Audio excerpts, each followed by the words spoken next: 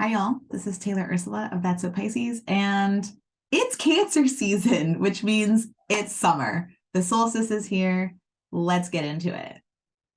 We have some dynamic shifts happening this season, okay? So let's unpack them. First and foremost, we have the nodes shifting signs, okay? We've been talking about this for months now. At this point, we've been leading up to this moment. We've been talking about how we've been finishing up the eclipses in Taurus and in Scorpio. And so the nodes now finally change, with the south node moving into Libra and the north node moving into Aries.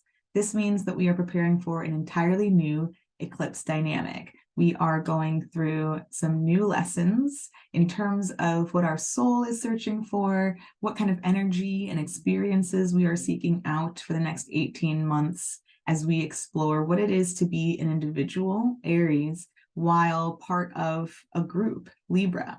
And the group in Libra is a small group, right? We're not talking about communities. We're not talking about on a broad scale, although where Libra falls in your chart could be about communities. So just at the surface level, we're talking about kind of one-on-one dynamics, or maybe small friend groups we're a part of.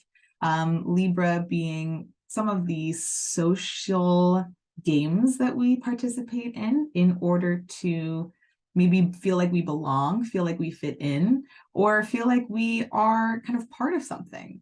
And so this axis, the Aries Libra axis, is really, like, when it comes down to it, kind of one of the most simple ones. It's me versus us. What is it about us that changes me?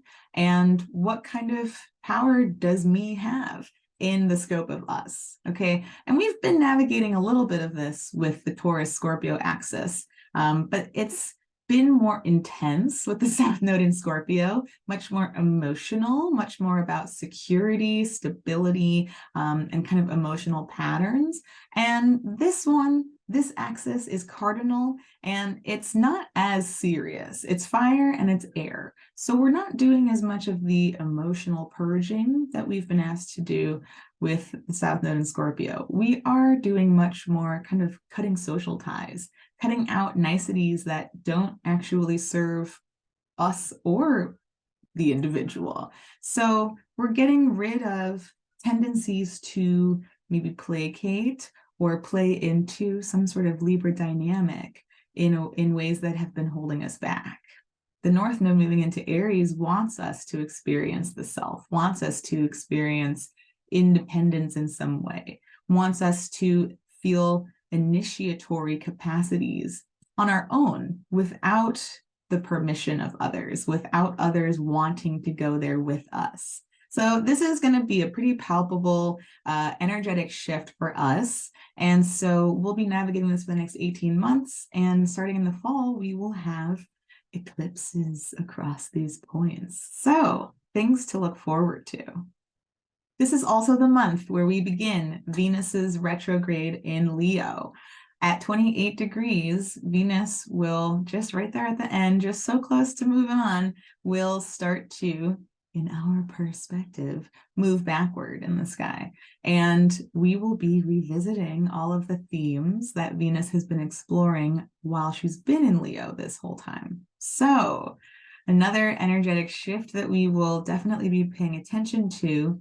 And Venus in Leo, while retrograde, will be going from ruling the North Node in Taurus to ruling the South Node in Libra. So you can see that there are overlaps. Even though these signs are all sort of separate, they do all have a shared story, a shared narrative. What Venus is up to during this retrograde time will absolutely finish up what we're doing with the North Node in Taurus, and then we'll begin to release, begin to purge, begin to be in charge of letting go of those niceties and those kind of social norms that I was mentioning a moment ago. Meanwhile, Mars moves into Virgo. So Mars and Venus have been hanging out in Leo, not meeting, on opposite ends of the Leo spectrum, if you will.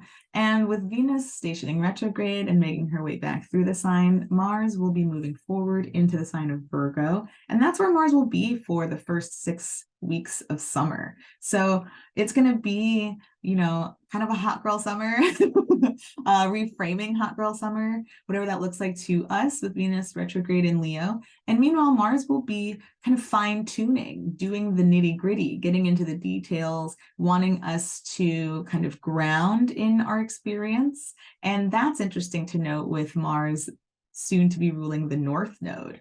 Whatever this Aries journey starts off looking like for us comes through kind of a contradictory lens of Virgo, which is much more about, as I mentioned a moment ago, fine-tuned details, getting into the nitty-gritty. We've got these two signs that don't see each other and they don't really have anything in common. Aries is go, go, go without any thought. Virgo is make the plan before we even set foot onto the path. So it tells me we're going to have a little bit of maybe a slower start to this Aries North Node, which is fine because we're learning about Aries. So if anything, we might be trying to figure out, how do I embrace this energy? What do I need to kind of tweak to make room for more initiation on my part? What do I need to kind of file away so that I can make space for more impulsivity in a healthy Aries way? So we've got some really interesting, maybe contradictory, always contradictory, because this is time and space. So let's get into some of the finer aspects. When Cancer season starts, we are coming out of kind of a deep sleep, if you will. We've just finished the 60-hour void of course that I mentioned in the Gemini new moon video just a week ago. So this emergence into Cancer season, this beginning of summer, this longest day of the year, certainly feels like it's sort of a dawning of a new age. We might be shaking off some of that drowsiness, getting clear on some of what was downloading during that deep void of course time, and getting excited about what kind of connections we want to make about this energy that's coming in. Mercury moving through Gemini, now free of the Saturn square and able to kind of parse through whatever it needs to do now, makes connections to Mars as well as Chiron, helping us kind of get some plans down in terms of what we want to do moving forward now that it's summer, as well as clearing up some old ways of being that we don't need to be concerned with anymore, integrating some past self that we may have been before summer started. And now kind of moving forward, knowing that we're bringing all of us into the forefront. And then Mars connects with Chiron. So everything that Mercury works out with these two bodies, Mars and Chiron, and Mars is ruling Chiron and trining it. So Mars and Chiron get to link up and kind of party about what it is that we're moving through, what it is that we are maybe evolving out of, what it is that we maybe felt wounded about previously, but now feel a sense of pride about. So I love this feeling for us.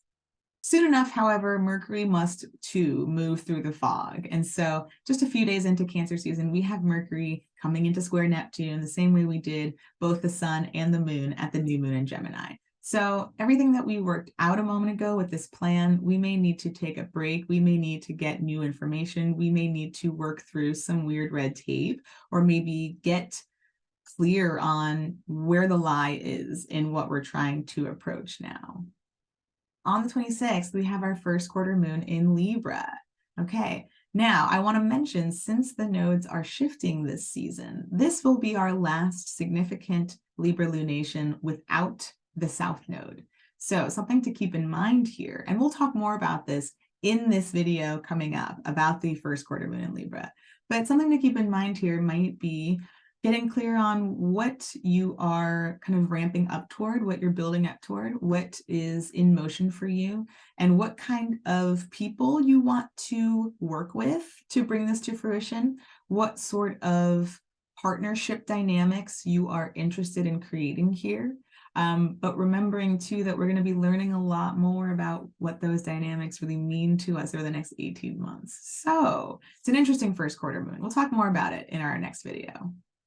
Within this first quarter moon lunation, we also have Mars squaring Uranus. This is the first of many squares to come this season to Uranus. And so, whoa, This one's kind of a doozy. Mars square Uranus may have us acting erratically. We may be compelled to lash out in some way. This is Mars in Leo. Okay, so Mars in a somewhat prideful placement, in a somewhat very secure, is it somewhat very, in a very secure self kind of place. And Uranus and Taurus sort of introducing sudden sensations. So what that means is really going to be up to where this falls in your chart. It could certainly mean that we do act erratically in some way. It may be that we are compelled to try something new, but that may be a reaction to some set of circumstances that we find ourselves in. I want to say proceed with caution. Mars square Uranus tends to bring a lot of heat and very quickly. So whatever it brings about for you, keep in mind that this energy is coming. Keep in mind that we are trying to build up to something at the full moon. And so just know to take some ease with what comes your way. If this is catalyzing you into a change that is long awaited, please, absolutely, pop off. But be mindful of reactivity, is what I want to say. This first quarter moon is also when Mercury begins its way into Cancer. So Mercury will begin to catch up to the sun now that it's moving into Cancer, and we're shifting out of sort of data processing into feeling. We are shifting into a state of remembering, as well as wanting to catalyze care from a place of knowing what deeply nourishes our own selves, our own sort of baby needs. As we reach the end of June, we've got a nice trine between the sun and Saturn. So in Gemini season, we had the sun squaring Saturn. A lot of us felt really blocked, really limited, really shut off. Now we have a trine coming through. This may mean that what was frustrating before now is able to make headway. This may mean that in order to go where we want to go, we need to take on a little responsibility. It's more easeful this time around. It's less confrontational, and it may be that what we step into now allows us to make headway into some longer term project. The next day, the 29th, we have Venus come through to trine Chiron, the same way we had Mars come through and trine Chiron. And so Venus now trining Chiron may bring about some sense of resolution to some long-standing ache, may bring about an ability to connect with others about something that's bothering us or eating away at us. We end Cancer season with a little bit of a hodgepodge. We have Neptune stationing retrograde. Now, this happens every year, and Neptune is a far out planet, and so we really only feel the beginning and the end of the retrograde period for a planet as far out as Neptune. What this means is we may be a little bit drifty, a little bit dreamy. This planet of artistry, of creativity, of illusion and martyrdom, fully loaded planet, is reaching this very slow point before it very slowly drags backward. And so there's not much to do at this station. It's really just a day to be mindful of your energy, mindful of maybe what's coming through for you, what's coming in, and also what's coming up for you. And this may be a time where you feel dreams coming through really strongly. You might feel more sensitive to other people's energies, not dissimilar from what I've described about squares to Neptune or planets in engaging with Neptune in any capacity. It's all kind of a mysterious space. So just know that around, the days around this station, and that's again the end of the month on the 30th, just know that you may, if you're feeling a little laggy or a little drowsy, a little slower than usual, just know that this planet is shifting and there's some ethereal magic kind of being revisited for us. At the same time, we have the Mercury cazimi. So I mentioned before, Mercury now in Cancer, catching up to the sun. This is it. We're here. So the cazimi for Mercury is always a clarifying point. It's revealing something to us. We gain some insight. We are able to align our mental processes with where we're going and who we are becoming day to day. So this is always a great time to move ahead with something, to go ahead and put something into motion, to announce something, to make something clear in some way. And so these energies may feel strange while they happen simultaneously. And this is just where we are. We're just going to roll with it. July begins with connections to Jupiter. So what we've been moving through at the end of June, we are now able to maybe connect with our peers about, connect with our community about, perhaps see some sort of incoming opportunity for teaching, for gaining wisdom, for perhaps recognition for something that we've done. On the 2nd, we have Venus come through and square Uranus. So here is where we may start to see some new interests, some new people enter our lives, new financial opportunities, as well as crises. We may find ourselves spending more than we expected to. For some reason, we may find ourselves attracted to new resources, new people, be they friends, lovers, or partners of any kind. But something about this dynamic might feel sharp, might feel off-putting. It may, like I mentioned with Mars, it may feel reactive. And so just know that this energy is coming up and make changes where you feel you need to. On the 3rd, we have our full moon in Capricorn, and this is an otherwise uneventful day. So this full moon may be less dramatic than what we've been dealing with. The Sag moon brought up a lot of main character energy is what we described it as. With this Capricorn full moon, this may just be a nice time to celebrate, gather with friends, connect with loved ones, and just be under the light of the moon, celebrating that we have each other in this time of warmth and that we are able to be in the basking light of the sun. On the 5th and the 6th, we have mostly Mercury action. Mercury will come through and square Chiron. We've had these connections with Chiron, and Venus and Mars have been trining Chiron. Now Mercury is creating the square. And so there might be communications we need to have around our boundaries, around needs that have not been acknowledged. Maybe we're acknowledging things ourselves for the first time. But something tender will be brought to the surface. Mercury in Cancer, I mentioned before, remembers. It stores feelings as tangible content. It catalyzes the care it thinks is needed based on what it remembers it lacked at a time. So because there's so much sentimental content within this Mercury in Cancer in particular, this may feel like a very sensitive time. The next day, we have Mercury sextile Uranus. And so what comes up with Chiron may find an outlet through Uranus. It may be that something we didn't expect comes through and brings some sort of care that we've needed. It may be that someone acknowledges participating in a dynamic that has not served us. There's some sort of gift was the word that came to mind. And that's not always how I frame Uranus, but we're just going to roll with it because it's what downloaded. So there's some sort of possibility that comes on the heels of this tenderness being brought up. On the 9th, Mercury connects with Neptune, newly retrograde. It may be that something comes to us from the ether now. This is also the 3rd quarter moon in Aries. So it may be that we are able to release something, burn something away based on some sort of insight, be it logical or magical, that comes through to us in that trine.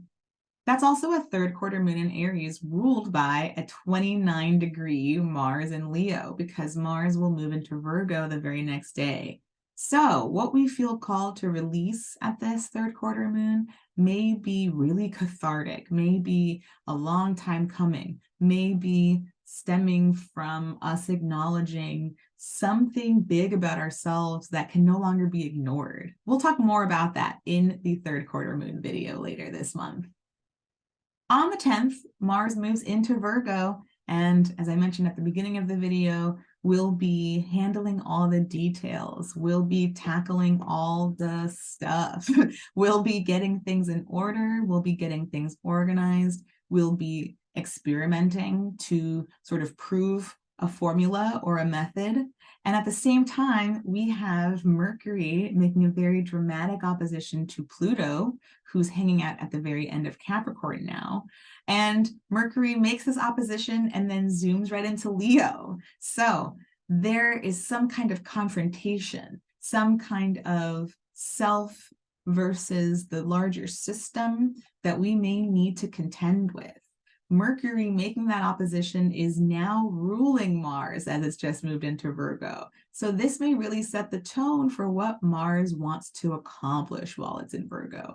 Perhaps in this confrontation, Mercury learns something from Pluto that it needs to correct, that it needs to improve, that it needs to take responsibility for.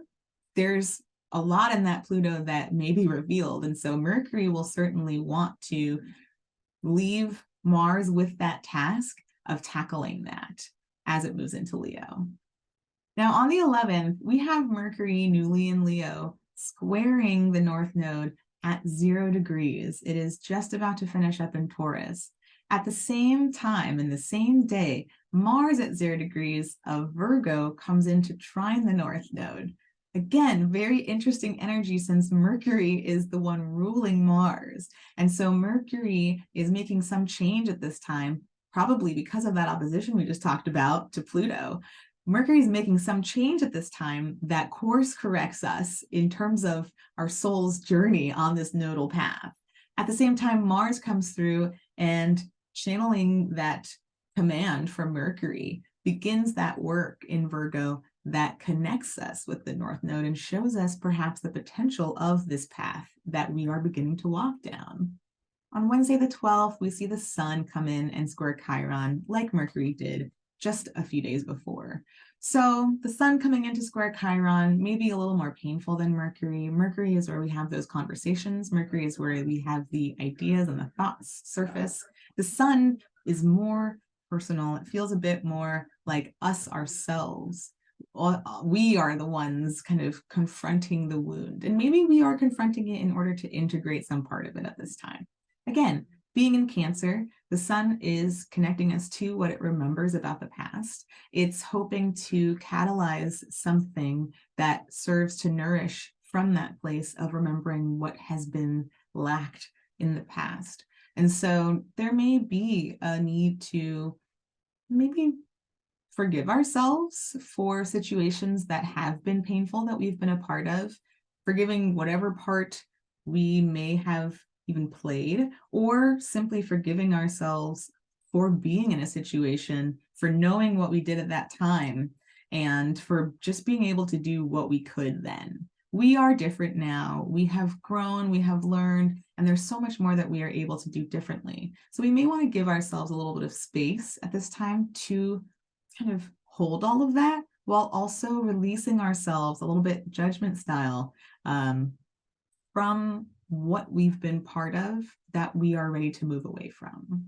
And on the 14th, the Sun comes into sextile Uranus. So similar to the Mercury narrative from weeks before, the Sun may come through and receive something from Uranus that helps to pave a new path away from this pain, or helps us to continue integrating this experience in a way that allows us to see what's possible moving forward. The 17th is an action-packed day. We have Mercury squaring Jupiter. This is a time where we may have an idea that just exponentially grows without much effort. We may connect with someone who exposes us to something much bigger than what we would have connected to on our own. This is also the day that the nodes shift and the North Node moves into Aries and the South Node moves into Libra. On the same day, we have our new moon in Cancer. This new moon is at 24 degrees. The nodes will have just moved to 29 degrees. So part of this new moon lunation will include a square to these nodes. Woo! Okay, so the nodes aren't just shifting, we are getting into it right away. What this means is what we aspire to at this new moon, what we hope to both give and receive as emotional care, as emotional connection, has some story that immediately interacts with this new nodal path. Something that we set into motion here has the impact of changing this nodal story. And since it's so new, we may not know what this looks like on the surface right away. It may take some time to understand how what we're feeling at this new moon is actually at odds with what this new nodal story is asking of us. It may be that what we believe is the care that we want at this time actually needs to look different based on how the nodes have just shifted. And we'll learn more about this as this journey unfolds. On the 20th, we have the Sun in Cancer, trine Neptune, retrograde in Pisces. And so we may start to, or rather continue to download some from Neptune. Since Mercury came through here just a week before and made the same trine, we may feel a bit of inspiration at this time. We may be able to ground something that's been in the ether for us for a period, and ultimately we can connect to something bigger than us. However, on the same day, we have Mars in Virgo, opposite Saturn in Pisces. So, what feels possible through the trine from the Sun and Neptune may be necessary for us to deal with what feels quite limiting when Mars comes in to oppose Saturn. Mars opposite Saturn is tough. We feel like it's personal. We feel like the limitation that we're coming across is based on us and our own drive and ego and motivation. And so we may feel really personal about this. We might want to lean into the Sun-Neptune trine. There may be information that's coming through to us at this time that is not of the tangible, and Mars in Virgo is trying to be very tangible. Saturn in Pisces is retrograde and is less of a tangible energy. We've talked about Saturn moving through Pisces and how it doesn't have access to its usual tools. So there's a battle of kind of what is and what isn't. There's a battle of what I'm trying to do and what the universe won't let me. And that can absolutely feel very personal when we also know that the universe does what the universe does and we cannot control it. So maybe leaning into some of the compassion that comes through with Neptune. It may be self-compassion that's needed at this time, depending on where these energies are manifesting in your own chart. But it might be something to practice, to think outside the box when we hit walls this time and figure out what kind of deep space ideas might be helpful to navigate the crunchiness of this time. The last 2 days of Cancer season are epic AF. We have the Sun oppose Pluto and then square the nodes, all at 29 degrees. On the same day, we have Mercury in Leo now coming through to trine Chiron in Aries. This is a lot of energy, y'all. This is potent stuff. The opposition to Pluto always feels like an X-ray is melting us from the inside out.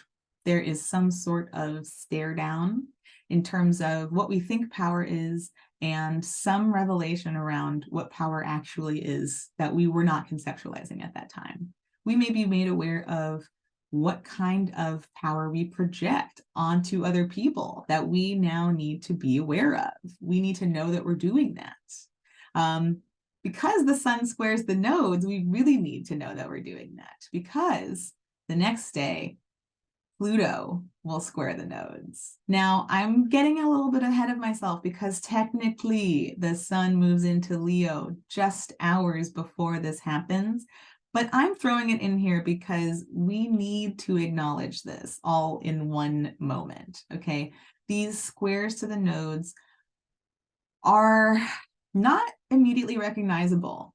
They are not like squares to planets where we see energy on both sides and therefore energies act and react. With the nodes, we don't have the other side of the equation just yet.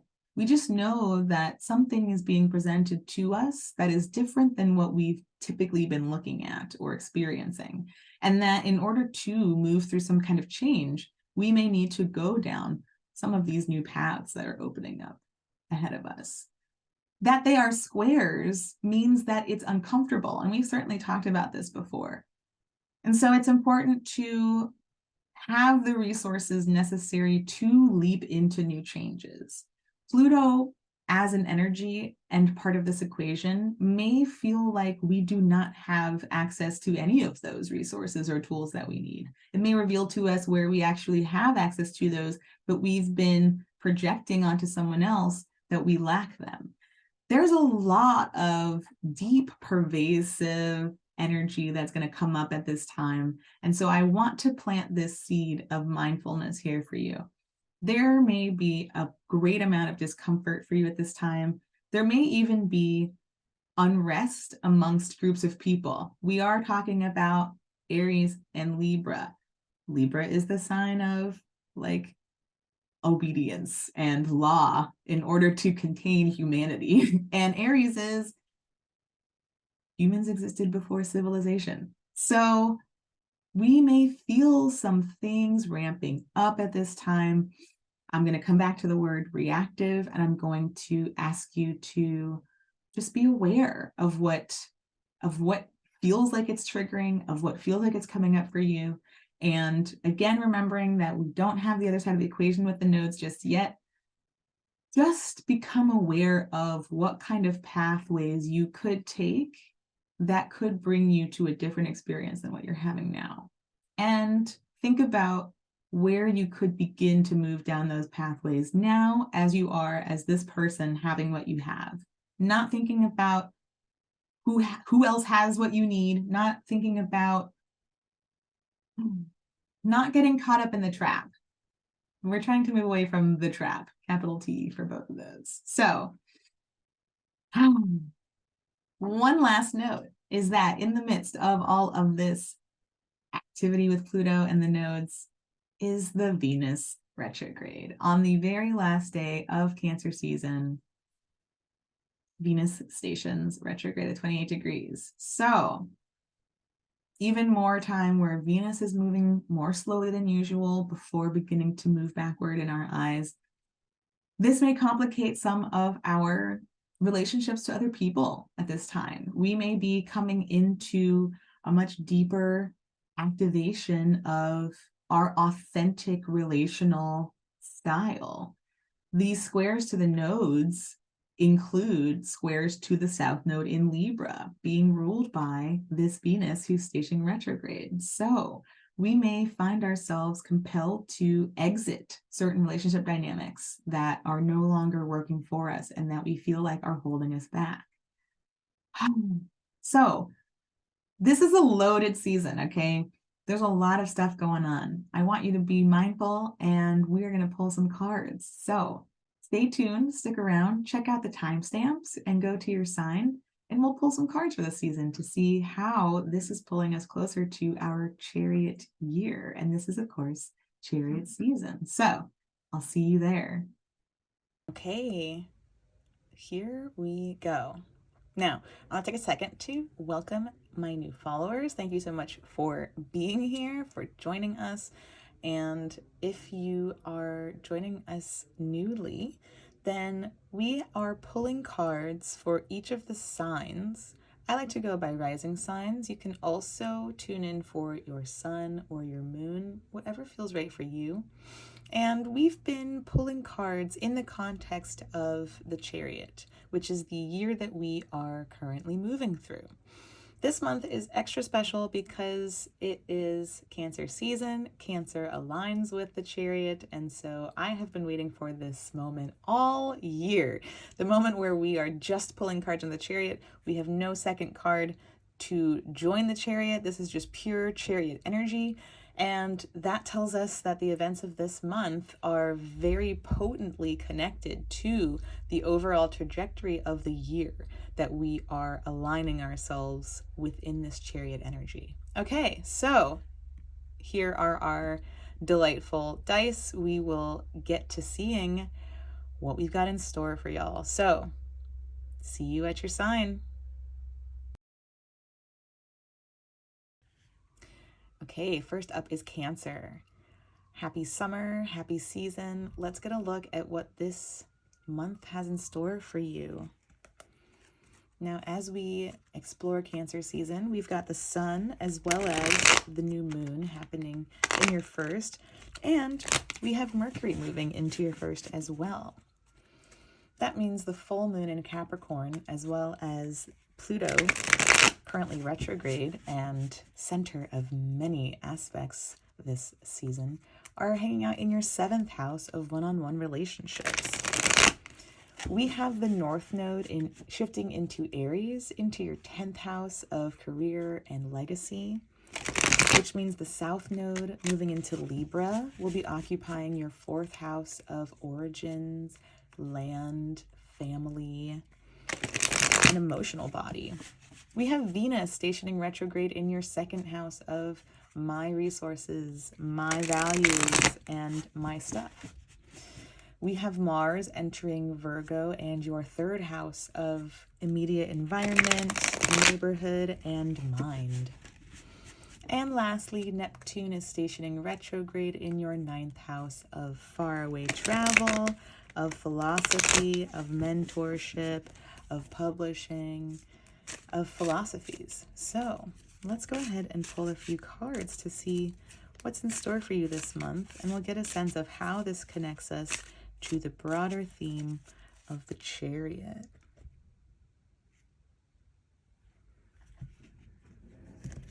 Okay.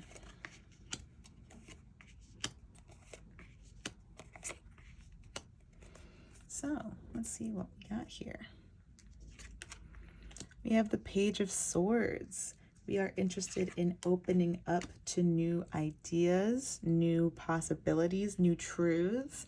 This could definitely be Mercury moving into your 1st house, and really everyone hanging out in your 1st house. After moving through your 12th house of deep unconscious space of what it all means to be here as a human in the grand scheme of things, you may feel a sense of relief and release as these planets all step into your 1st house and provide new insight into who you are and how you're moving through the world. So we are asking questions, we are breaking through previous mental limitations, and we're seeking out something. I love the 3 of Cups for you. Cups are water, and you're a water sign, and so this shows us that community is important. And maybe this is Virgo and Mars moving into your 3rd house. Maybe this is we're activating, spending some more time with some people we love. We're connecting with friends. We are able to meet with people we care about and share in our journeys and our experiences. We have the Hermit, which also connects with Virgo. Maybe you are in the same vein as you are connecting with others. You may also be spending some time alone, going into some of your more private spaces, getting a sense of what you are working on behind the scenes, getting a sense of what truths you need to reflect upon within yourself. And this also points me toward the South Node moving into your 4th house. It may be time to excavate some of those old emotions. The South Node acting as a vacuum, bringing things to the surface for you to process. If you have planets here in Libra, then they're going to be part of that vacuum sequence as well. Any planets in that house will be asked to let go of what they've been holding on to. And so that 4th house is a very private space for you. It's home. It's where I came from and where I come home to. And so it may be time to go within and do some searching within this space. And we've got the moon. Okay, so maybe part of Neptune's station, perhaps, since we're looking at Neptune in your 9th, and Pisces tends to be connected to the moon.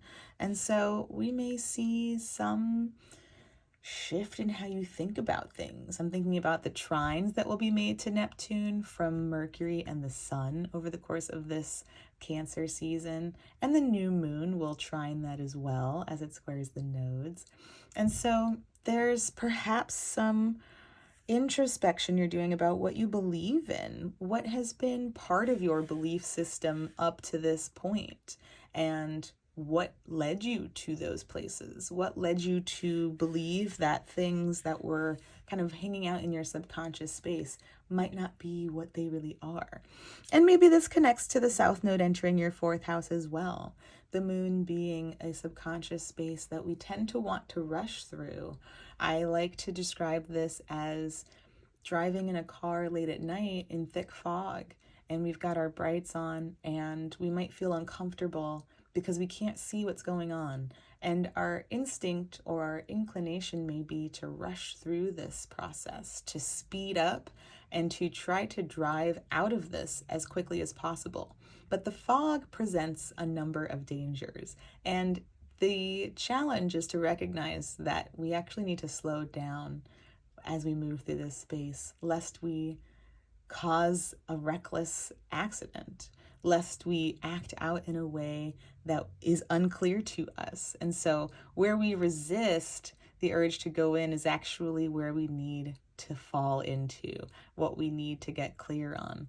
So there is something happening within us, something being activated where we may be fearful of what exists in there. But really, when we take the time to slowly get to know these entities, these creatures, we actually find companions in our subconscious space. We find that things are not the danger we thought they were. We find that things actually exist perhaps in a state that we left them in, and it's time for us to return and sort of finish up. So I definitely see how this connects to the Chariot. There's conscious and subconscious material kind of combined here.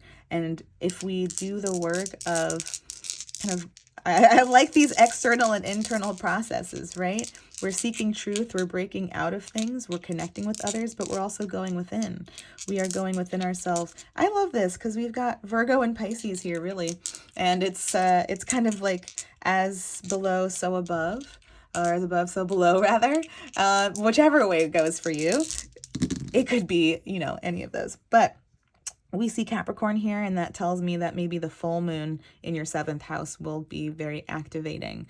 We mentioned that this moon will be in your 7th house, and it will be close to Pluto as well. Part of this full moon lunation will be hitting Pluto. So we know that this lunation is going to be potent and significant for you.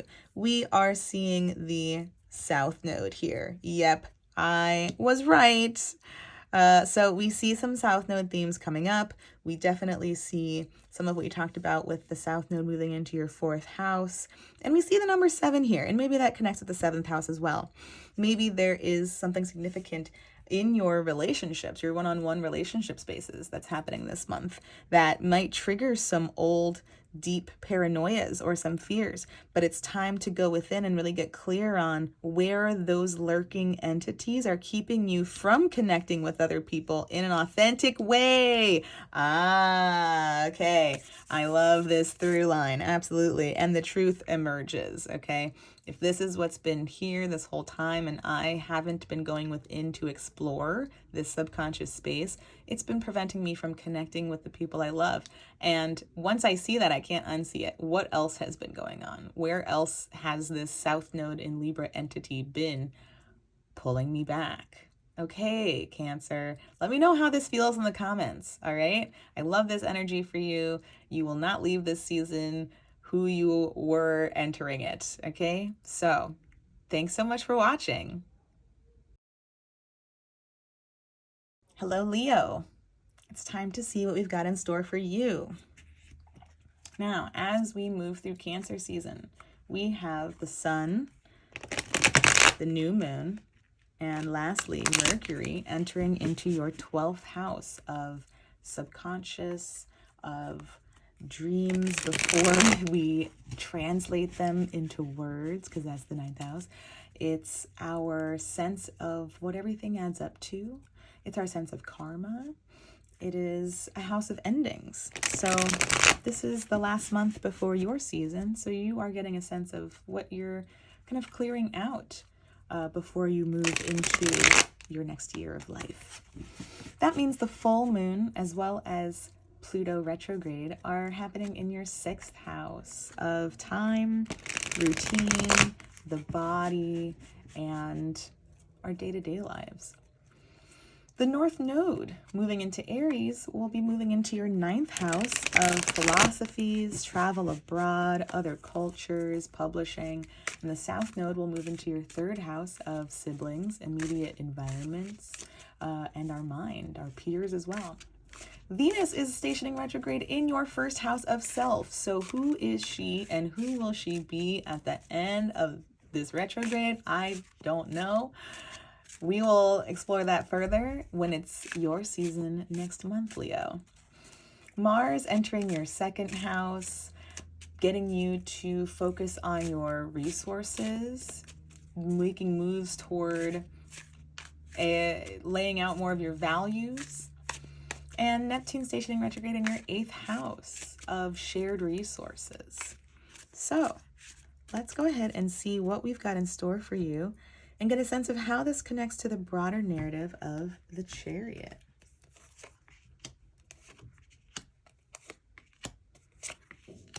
Okay. We see the 10 of Wands. That feels like a very 12th house feeling. There's definitely a need to step back from what we've been doing. The 11th house period for you may have been very liberating. There may have been a feeling of letting go of things that had been holding you back. I like to call the 11th house the YOLO house. And so now with the sun and the new moon and finally Mercury moving through your 12th house, it may be time to get a sense of where your energy is tapped out, especially with Venus stationing retrograde in your 1st house. You are going to be thinking about how you show up in the world, how you want to connect with other people. And so there may be something that you're just kind of tired of. You are about to burn out in some way if you don't put something down. And this 10 comes with the caveat that we can never really put down what we're passionate about because then it dies. And so the 10 kind of demands us to get clear on where we can take a break from certain things that are not directly connected to the lifeline of this passion itself. This is important as a step towards judgment. I love that as a deeper 12th house theme of releasing yourself from some expectations to have done better in the past. I think about the phrase, what do we say? I knew what I knew then, right? I did what I knew to do at that time. That's what I was taught. That was based on the resources that I had at that time, as well as the state of being and of mind that I was in. And so that's what I could do, and I can do better now. So I knew what I did then. I know what I know now. How can I release myself from something that connects to that in some way? We've got a lot of internal processes happening this month. The 4 of Swords is asking you to go within and to rest. We know that the Suit of Swords is one of difficulty. It's one of mental acuity. It's one where we are sort of conquering some of our more troublesome voices or narratives within us. So we see a line here of part of this connecting to the heart. What is my heart here to carry on with? And how do I free up space for my heart to keep going? And this is mental. How do I release things? How do I rest from things? Maybe we can't release them. Let me take that back. How can I rest from things? Because we know that we have to keep going. It's very much a 10 of Wands vibes too. How do I rest so that I can keep going? The 5 follows this, and there's another battle to go into. So we know that it's not over. Just like the 10 is kind of a tricky 10 because it's unlike the other 10s, which are an end. So we are trying to hold space for something so that we can release something on a heart level, but more deeply within that is on this kind of like soul level. I need to free myself from something in order to move forward. And please do this, because this is a beautiful note to end on. Oh my goodness. If you can take this time this month, and let's roll these dice to see what else we need to know, but if you can take this time this month to get really clear, lean into this 12th house period. I know, Leo, you want to keep at it. You want to just keep going. You're like, if I stop, they'll stop loving me. And, let them, okay? Let them. If that's really what they need to do, if that's what happens when you take a break, then they don't need to be here, okay? Like they don't, I know that this is silly, but I'm going to pull up the Marilyn Monroe quote. No, is it even a Marilyn Monroe quote? The quote, I think they just put it next to her face in memes a lot, but it's like, you know, if you can't take me at my worst, then you don't deserve me at my best. And whether or not that's actually a Marilyn Monroe quote, she was a Leo rising, okay? So it's real. If you can't be you, if you can't go through your processes, then those people don't deserve you, all right? You heard it from me. I give you this permission. Okay, let's see what we got. We have 6, which points me back to your 6th house, this full moon. Let's think about how there is only so much time in this life. That is a very 6th house vibe. Let's think about how there are only so many places you can be at once. Okay, Leo, only one place at a time. So your 6th house holds a lot of keys and clues to this.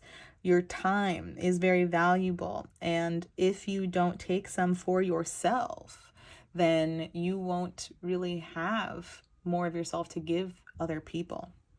We have Aquarius, which is your 7th house. This tells me more about what I just joked a little bit about in terms of those other people. Who are these 7th house entities, and what within yourself are you maybe carrying all of this weight around that has to do with these 7th house one-on-one relationships?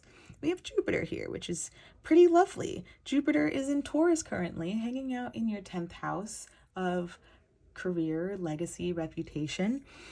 Perhaps Jupiter holds some clue to this process. And really, the 9 of Cups is a very Jupiter, very Pisces kind of feeling. So maybe by going through this process, well, of course, already the 9 of Cups here says you walked away from something difficult in the 8. And because you did that, because you were mature, because you knew yourself, because you ended things at a time that was healthy and prosperous for you, because you made this choice that was hard, you have earned some cups. You've earned a rub of the genie lamp. You've earned some wishes, okay?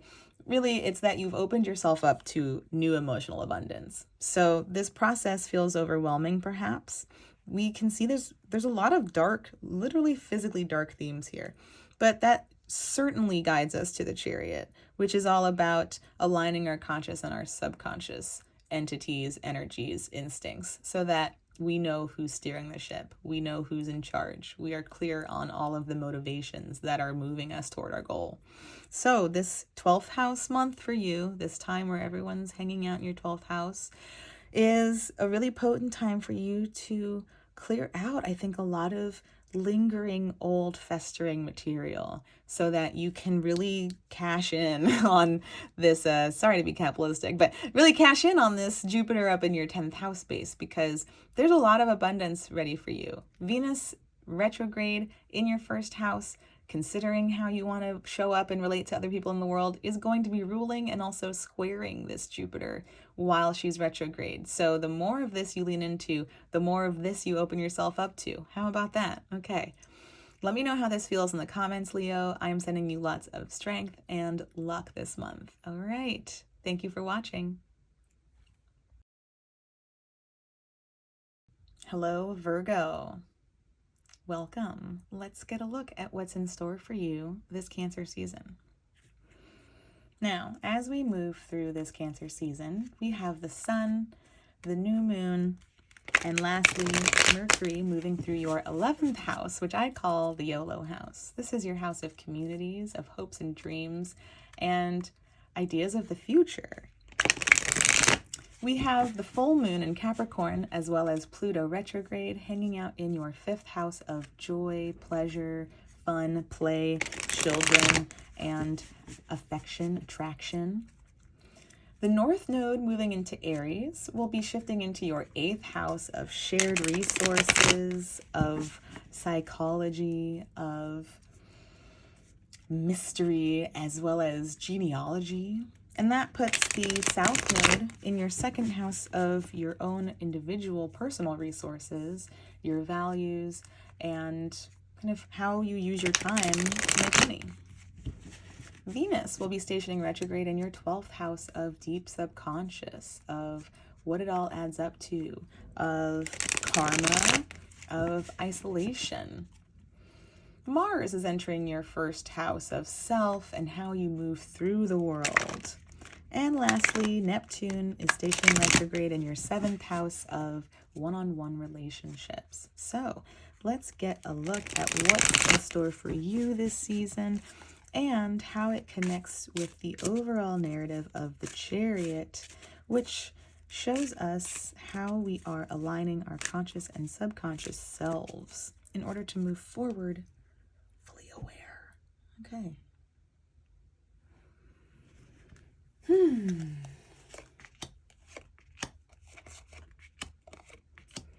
So Virgo, this month we are starting something new. Now, this may not be a new idea. This could certainly be something that's been on the back burner for some time, but what we know is Mars is entering your 1st house, and now you have the energy to actually work on it.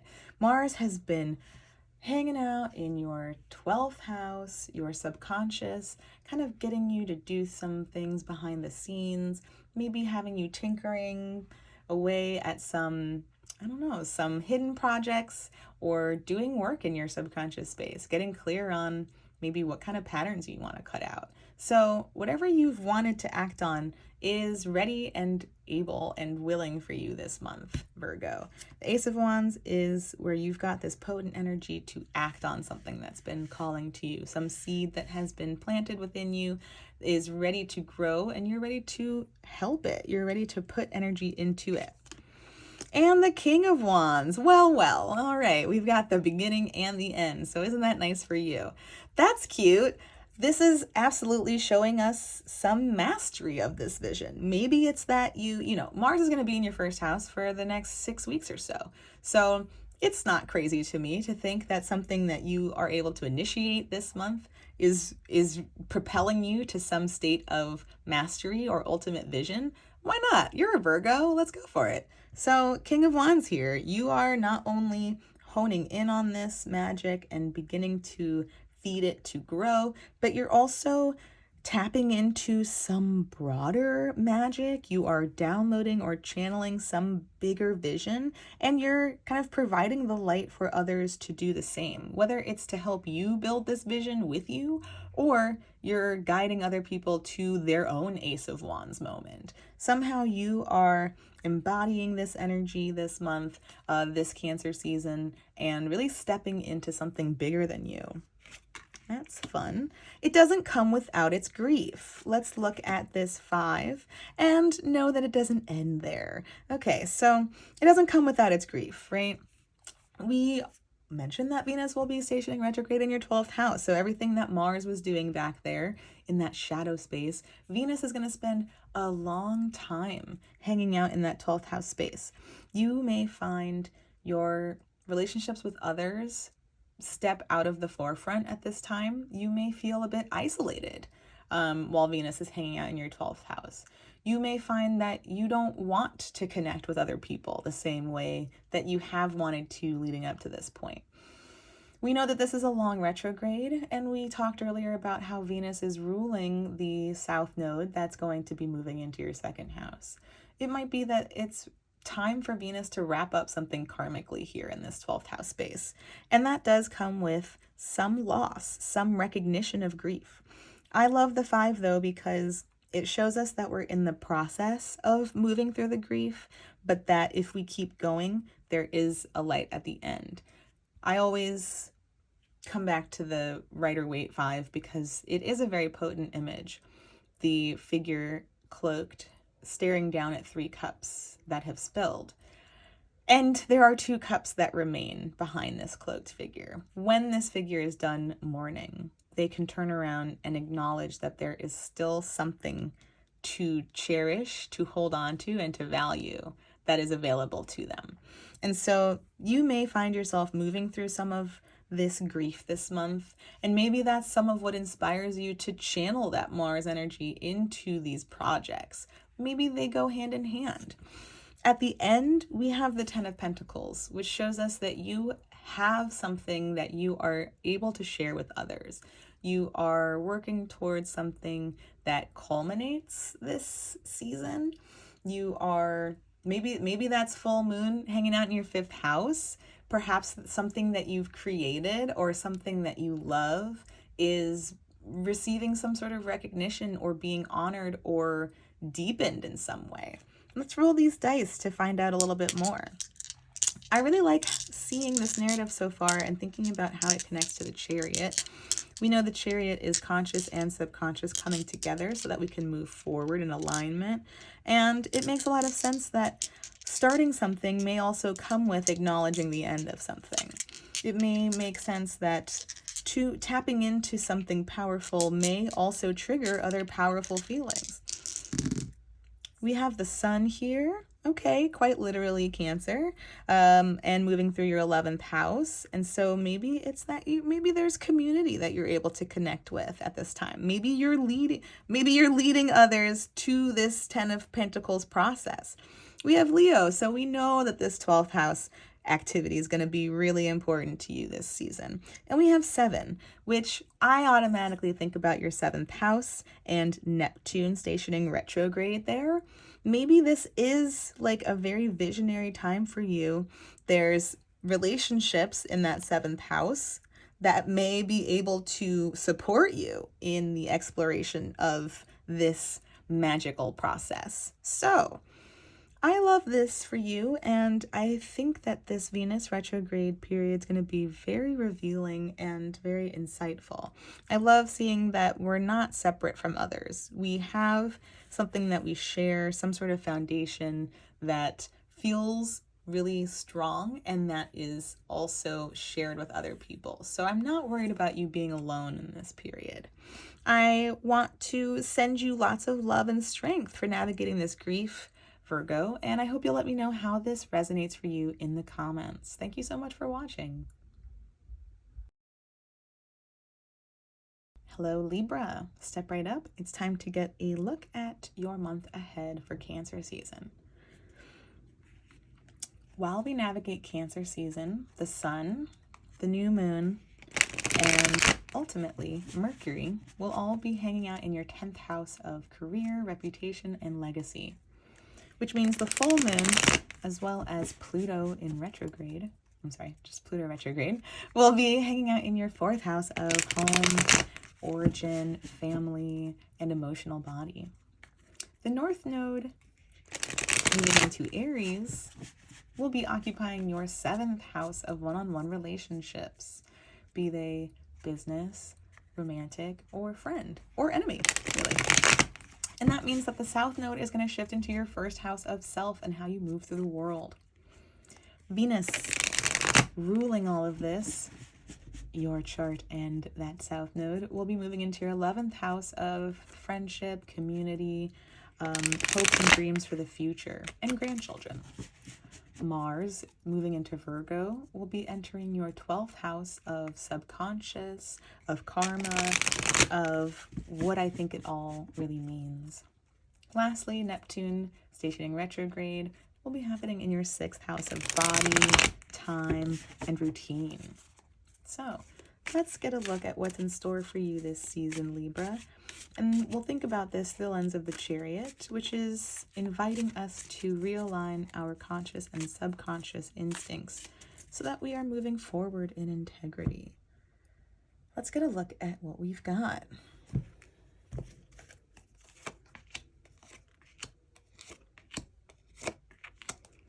All right, Libra. The Empress. Well, isn't this divine? Venus herself doth arrived. Okay, so we can tell that Venus is a really big theme. I love Venus hanging out in your 11th and stationing retrograde there because I call the 11th house the YOLO house. Planets move through this house and want to be free from the rules, okay? As a Libra rising, you may feel like the rule is I can only be as bright as the other people around me. The South Node is stepping into this space to ask you, hey, why? Who said? What kind of rules are these? And Why do you follow them in the way that you follow them? Who informed you of this? And what has it been upholding in your life for you thus far? Okay, so Venus hanging out in your YOLO house is maybe going to be interested in breaking free from some of these social rules that you have felt beholden to for, I mean, it's a Libra rising, I can only imagine, for a very long time. It may be part of who you are and how you move through the world. So Venus wanting to break free from this, kind of inviting you to this question of, what is it to be a fertile foundation for myself and others? What is it to be the proprietress of a land that supports the growth of not only myself, but my community? So we're still thinking about the 11th house of the people I care about, of my hopes and dreams for the future. But there's also a bit of, we need to remember that you are at the center of this, right? This is not just for other things to grow. You are the one being and embodying this. So what does that mean to you? We've got, okay, how many other majors are, okay. I had to see. Okay, so we've got 2 majors here. So these themes are likely not to be resolved in this month alone, okay? So Temperance here showing us maybe some of the alchemy balance that needs to be considered. As you are this beautiful, fertile foundation that supports the growth of life, how do you remain in balance with yourself? How do you work this process to create this groundedness, okay? What does your access to these 4 different elements look like right now? How does that connect to how you're able to feel grounded and supported in yourself as well as supporting others? The 4 here shows me that maybe we're outgrowing a foundation here. Maybe we feel like we only have so much that we can work with. We're kind of like holding on tight. We know that we need a bit more, but at the moment, we can't really afford it. Maybe literally, figuratively, metaphorically, however that feels for you. And maybe this is part of the attitude that I was just talking about with the South and moving into your first house. Maybe there's been an attitude of lack or of needing more or of trying to save. And we have some nostalgia here. We also have some visions for community care here. So we can explore both sides of that. But if we go into the part of the 6 of Cups that supports this narrative here of kind of having less and wanting to save or hold on tightly to what we have, this may show us where we are reflecting back on a time where we had more, where we didn't have to feel this way, where things felt easier or more in flow. On the other hand, maybe it's that we feel this sense of tightness, but we are doing so consciously and intentionally because we are trying to put something into motion that is bigger than us. Okay, so this is a pretty interesting, there's some pretty interesting possibilities here. I'm going to roll these dice to get a sense of what else we need to know. But when I think about this in terms of the Chariot and how this is trying to lead you to a sense of deeper alignment, it makes a lot of sense to see that Temperance is here. And I love seeing the Empress because, again, it is Venus. It is kind of what I have to offer as myself as well as to others. What it is that feels good to me, that also feels good to other people. And so there's kind of 2 sides to this, and I see them kind of being the conscious and subconscious parts of the Chariot. I know myself to be this gentle, supportive person. What I don't know is that I do all of this alchemy in order to make this possible for other people. Where is this process out of alignment for me? And if we go back to those nodes, that 7th house space is about to get an upgrade around who I want to even be connecting with to support this growth.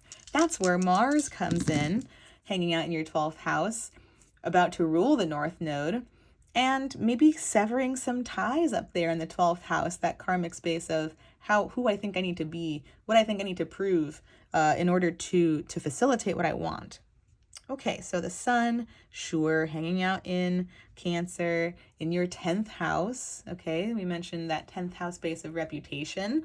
Maybe there's a question of if this is how people know me, then it's really scary to step out of that, or it's really scary to put that down, or they'll say bad things about me if I don't keep this up.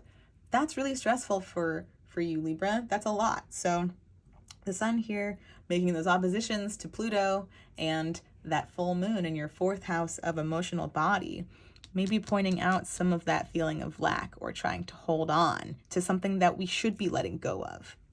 11th house, here's Venus hanging out in the YOLO town saying, I don't care about those rules. I don't really care about what they say about me. All right. And thinking about that full moon again, happening in that 4th house, that's what's going to be ruling that midheaven space and that reputation. And so it may be that you release something at that full moon that actually frees you up from anything that anyone says about you. And you're like, I do what I want because YOLO. And then we see Pisces, which is your 6th house. And that's where we mentioned Neptune will be stationing retrograde. It might be that, I mentioned that Neptune stations tend to be the most potent time that we feel the entire, the entire Neptune retrograde. And so it might be that you feel some of the impact of these social obligations or rules in your body. You may feel some wooziness, some tiredness. You might feel extra sensitive to other people's energies this month. Neptune in the 6th can open you up to other people in general, what they're doing, how they're feeling. So you may take on symptoms that are revealing to you something actually that Mars is doing in your subconscious space. You may take on symptoms that are of the people you are around, and that may bring you deeper into these questions of, hey, wait, what am I supporting here?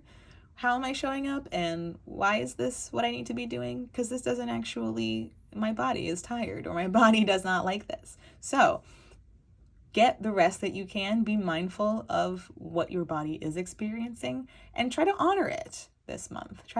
Honor it every month, but pay particular attention this month and recognize that what's happening physically may be connecting to what's happening kind of in that subconscious space. Thank you so much for watching, Libra. Let me know how this lands for you in the comments, and I will see you next season. Hello, Scorpio. It's time for your month ahead forecast. So, as we move through this Cancer season, we have the sun, the new moon, and Mercury moving through your 9th house, which is the house of the sun's joy. So, whoopee for you, Scorpio.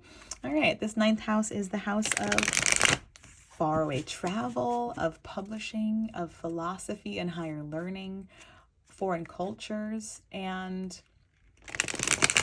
ideas that we share with others.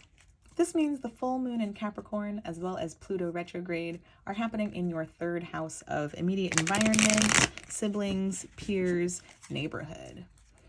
The North Node moving into Aries will be occupying your 6th house of body, time, and routine, which means the South Node in Libra will be in your 12th house of what it all really means. Venus in Leo will be stationing retrograde in your 10th house of career, legacy, and reputation. Mars, meanwhile, will be entering Virgo and your 11th house of friends, communities, hopes, and dreams for the future. Lastly, Neptune will be stationing retrograde in your 5th house of children, affection, joy, play, and self-expression. There we go. So let's see what we've got in store for you.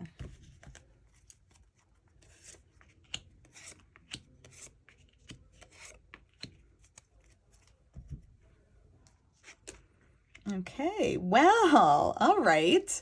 Whoop-dee-doo. All right, what have you done lately, Scorpio? Because we're about to be talking about it. Maybe this is some of the activity in your 9th house. Maybe there is some sort of broad announcement about something you've been doing. I mentioned the sun is in its joy up here, so it might be that people are talking about you. People are talking about what you've accomplished, what you've been doing. People are seeing you move through the world. This could also certainly be Venus stationing retrograde in your 10th house of reputation.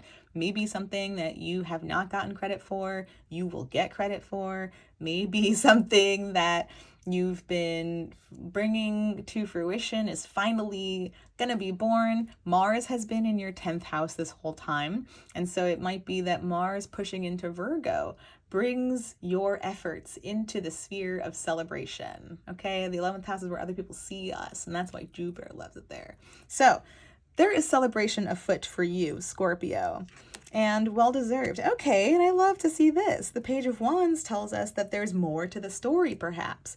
Let's see who else is here. Okay. Oh my. Well, so there's more to this Wands story. There's more to what you've been recognized or perhaps about to receive recognition for. Perhaps there's a new idea, or you are able to step into a new role with something creative. You have new connections now to creative energy. You are tapped in to the source. And so something's opening up for you here. Something's opening up that is bringing, passions and ideas to the forefront. The Emperor, I'm thinking already to this North Node moving into your 6th house. The Emperor tends to connect to Aries. And so this may be a time where you tap into some real vitality, right? The North Node is said to have its kind of best time in the 6th house. And this tells us that the soul is here to experience time, to experience the body, to be in the body.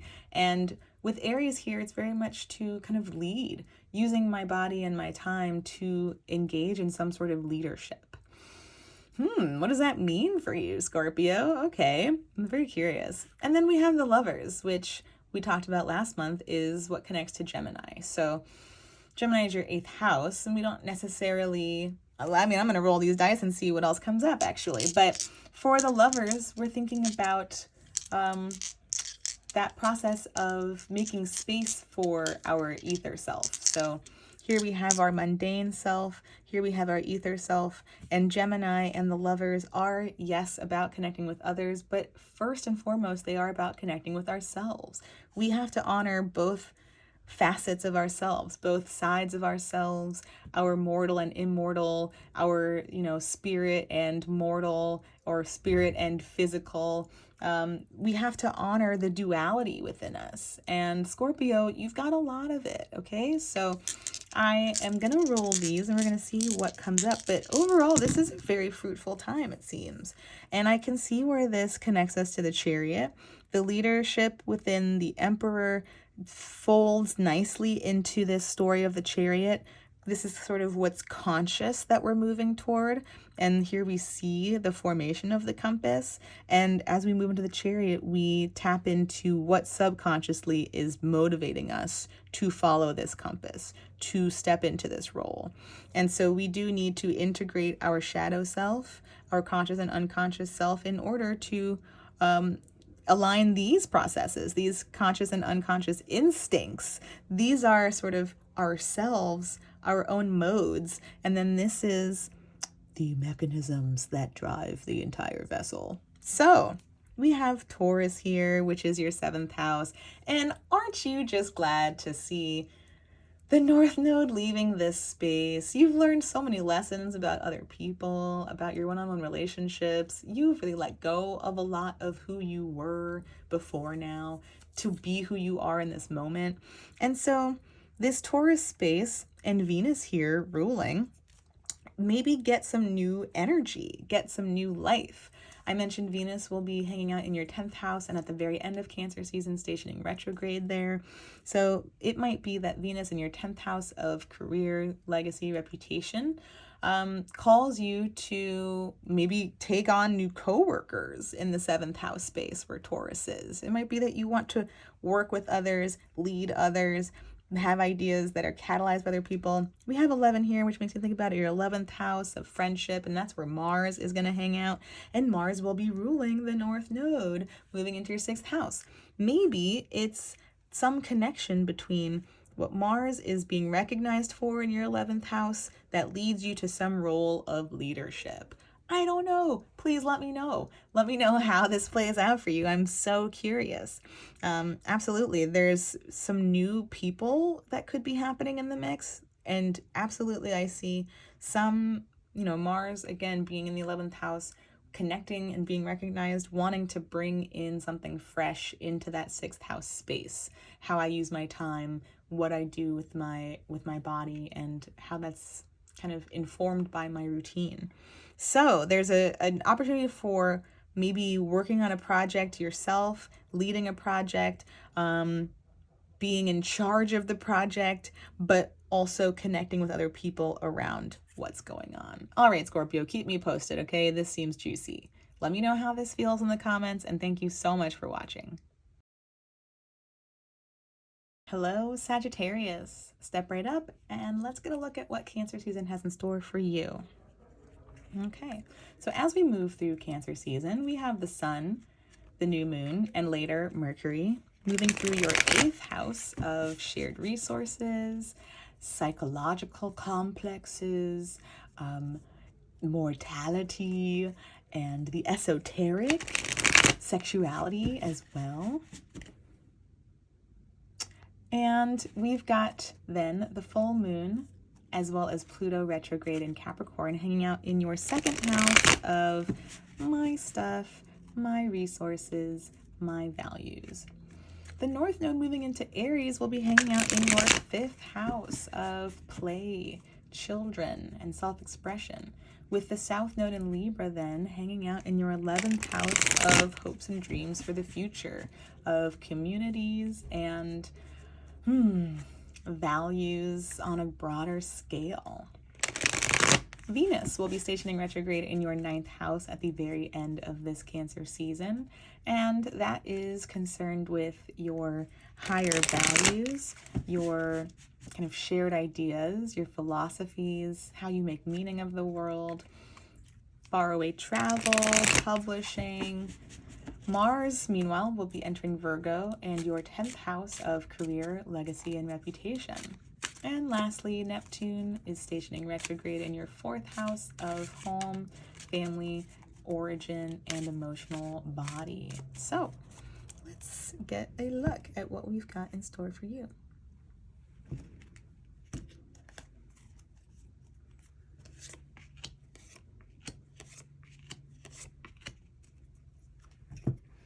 All right, Sagittarius. Well, isn't that lovely? Okay. Oh my, so many big cards.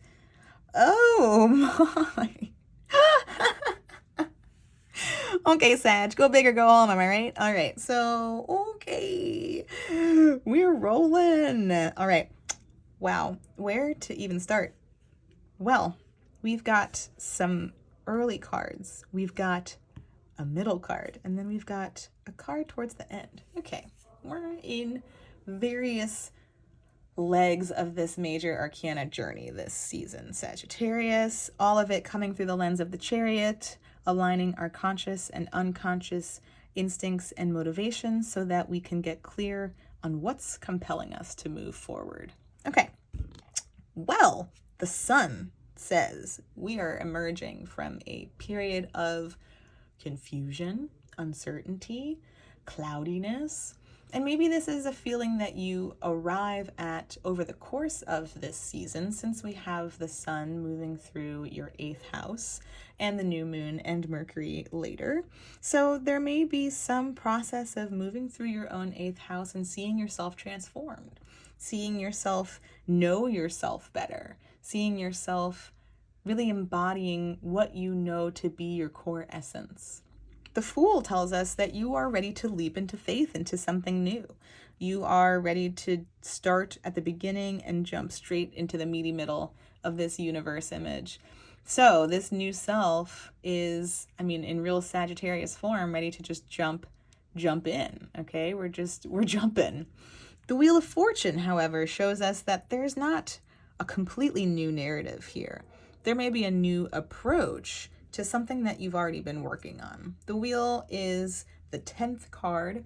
It's not technically halfway because there are more than 20, right? There are 21 cards. So what we're seeing is instead kind of a crossroads, a fork in the road, if you will. The wheel shows us when the events start to move, when the wheels start to turn, the cogs are moving, and essentially we are shown if what we have put into motion already is going to pan out. If not, we're going to start over at the full. And if so, then we get to move onward. Okay, so you got to tell me what that looks like for you, Sag, but we will get these dice started to see what else we need to know. But I love seeing the High Priestess here. I mean, I love everyone I see here. There's not a single negative card here in the bunch. There's not anything here that suggests that there's failure afoot, which, please, so Sag, you're like, what does that even look like? Oh, I'm going to let that lay. And it's Jupiter, so all right, shut your mouth, Sagittarius. Just do what you want, okay? Just do what you want, Sag. You're going to anyway. But the High Priestess here is telling us that there's a deepening of intuition in this process. We are seeing and knowing ourselves more thoroughly on a conscious level. We are ready to leap. We are hoping that something we've put into motion is going to play out in a way that we desire. But ultimately, we are knowing ourselves on a much deeper level. We are attuning to and deepening a sense of our intuition. We are still in something, which feels pretty contradictory to this Fool, where we are clearly leaping into something. The High Priestess is still. The High Priestess is stationary and is rooted in that self-knowledge and trusts that self-knowledge because it has been able to root. And maybe this is where we see two somewhat contradictory energies coming together in a conscious way so that we can understand what's driving the car. So, all right, Jupiter showed up. Let's think about where Jupiter is for you, Sagittarius. Okay, let's see, Jupiter's hanging out in your 6th house of time, routine, and body. Oh, well, if you didn't show up, there you are. Okay, so Jupiter's hanging out in your 6th house of time and body and routine. Maybe has been very busy getting you into projects. Jupiter tends to want to initiate a lot and like get recognition for its work. And so maybe there's, some connection between your 6th house of body, time, and routine that's also connected to your 1st house and how you're moving through the world. Perhaps you've been working on something that is going to be at the forefront of this time, and it may lead you to recognize something within yourself, seeing where you've come along this journey, as well as opening some doors into something new for you. That's very exciting.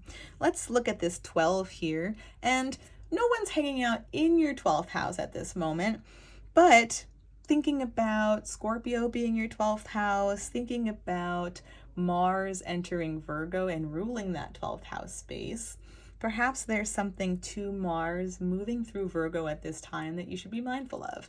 Mars hanging out in your 10th house, trying to make some sort of strategic, advantageous moves toward whatever our career looks like, however people are talking about us at this time, or whatever kind of legacy that we are here to create. So Mars moving through this 10th house space in a very visible space is going to be in charge of a very private, secret karmic space here in the 12th house. I would pay attention to what it is, maybe those ambitions are that are being ignited for you at this time, and get a sense of how they connect to that subconscious space. Is there something within your 12th house space karmically that needs your attention, or that needs to be brought into the conscious motivation of what Mars is doing there in that 10th house? Things to think about. Mars is also going to be ruling the North Node that is going to be entering your 5th house of self-expression. So it's not going to see that North Node for some time until it moves into Libra. But for the time being, be mindful of maybe what that 5th house wants to express, wants to be known for, how it wants to connect with other people. Okay, Sagittarius, thank you so much for watching. Let me know how this lands for you in the comments, and I will see you next season. Hello, Capricorn. Let's get a look at what this Cancer season has in store for you.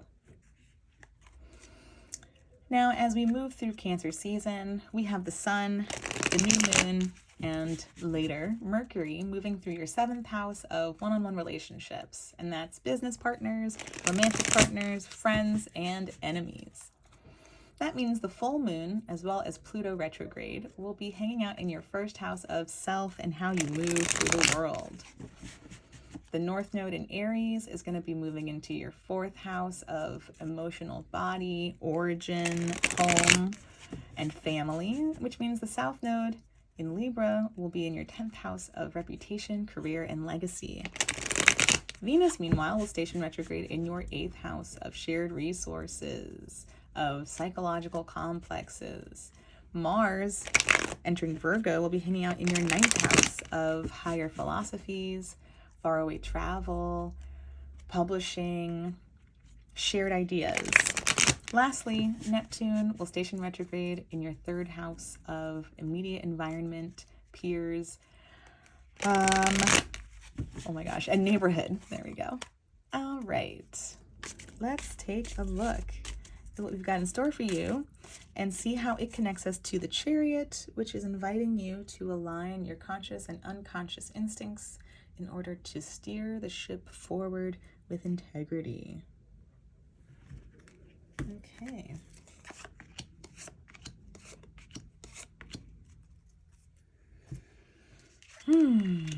Okay. All right. Oh, we've got they're together. That's going to be an interesting story. Okay, let's get a look here. So the 4 of Cups, looking at something emotional. Why am I looking at your 4th house with that North Node? I don't know. Let's find out. The 4 of Cups is a pause. There's something so sweet about the 3 of Cups. We come together with our peers, our friends, our groups, our loved ones, and we get to celebrate. And it's a bummer when we get to the 4, because the pause, the hesitation, is that if we let in more of those connections, if we allow ourselves to experience that sweetness, we will inevitably experience pain. The 4 is a shaping of a foundation. And when we have the 4 of Cups, we understand that we are creating an emotional foundation. And that can be perhaps the most dangerous foundation to consciously choose to build, because emotional foundations tend to spill. We know that in this subsequent card, the 5 of Cups. Cups spill. That's what they do. When we get involved with our feelings get hurt. So we tend to, or we can, learn to put up walls around those feelings, preventing those connections. And that's not what's happening here in the 4, but we are considering it. The 4 is a moment. We are not sure if we want to go the distance and fully invest in what's calling to us, for fear that if we do, we will someday lose it. It will someday be pulled from us. I'm starting to see a little bit of this Queen of Swords narrative here. So we may be thinking about what we want to invest in. This tells me more about why my instincts pulled me to the 4th house, because there's work to be done here. I think in Aries' 4th house, having one myself can be really tumultuous. It can be really fractured, and we may be closed off to what kind of entities or energies we want to let into that 4th house space, because it's arid, it's hot, it's dry, and it can be loud. So there may be this North Node shift may call you to think about what kind of emotional foundation you currently have, and it may call you to reflect on what choices you have in this moment regarding that foundation. Perhaps you do want to go all in. Perhaps you want to spend more time thinking about what kind of things you allow yourself to found upon. Meanwhile, 8 of Pentacles is a pretty different energy. It suggests that things are moving right along. Things are being produced in a way that feels good. Perhaps Always shifting out of capitalism. If not literal production or productiveness, which it certainly could be. You are a Capricorn and I am too. So I know that work is always happening, and putting our feelings into work always feels really good. But if we shift out of that narrative, we could simply be thinking about something that's coming to a place of being cyclical, being something that we can count on, being something that we have fully integrated. It could be a habit, a routine. It could be just a practice, even if it's a craft, right? We've had Jupiter and Uranus and the North Node hanging out in your 5th house of play and creativity. So it could be something as simple as enjoying something that you're able to create, but being at a place with something that you feel streamlined in your process with it. Now, let's look at these swords. The Knight of Swords is, as you see here, breaking out of something. We are breaking out of old stories, we are breaking out of old chains, and we are in pursuit of the truth. We are in pursuit of experiences that will recall us back to some ancient form of us, as well as guide us to our future self. So it's all wrapped up here in this beautiful card here. And so there is some pursuit. How this connects to the 4, I'm not sure. Maybe we need more information before we fully invest. Maybe even being called into a place where we are allowed to question our emotional foundation catalyzes some process within us that just sets us free. We may have not been at this place before. Let's talk about the South Node in the 10th house of reputation. Up there being Libra suggests that we consider what people say about us very seriously. So if we're in a place where we are newly exploring having control over our emotional connections and foundations, we may be catalyzed into a whole new journey of self-exploration. What that means is acknowledging the grief that has come in this process and this journey. To be a Capricorn rising means to have matured earlier than other children, to have taken on responsibility when other people were playing and having fun, to have taken something seriously that other people were able to take lightly. So if we're able to question this emotional foundation and that's pushing us to new truths, we may understand and recognize the grief of having to navigate what we have to this point to even be who we are right now. It can be scary stuff to dig into the emotional foundation, and let's roll these dice to see what else we need to know.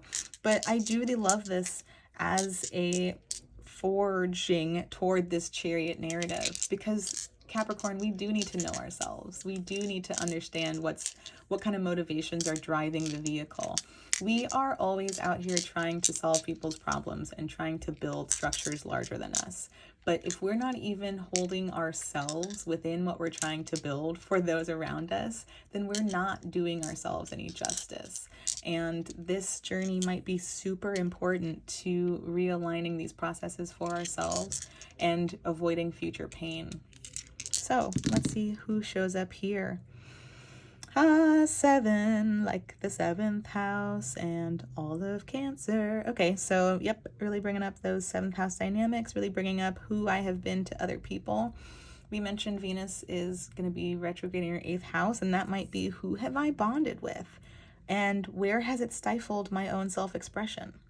Uranus here, I just brought up Uranus a moment ago, hanging out in your 5th house, gonna be there for a while. So Venus will absolutely be ruling Uranus and squaring Uranus while she's retrograde. So some bond in that 8th house is going to be suddenly tested by this Uranus in the 5th, which is really hungry to self-express in new ways. I know you've already known this because it's been here for like 4 years already.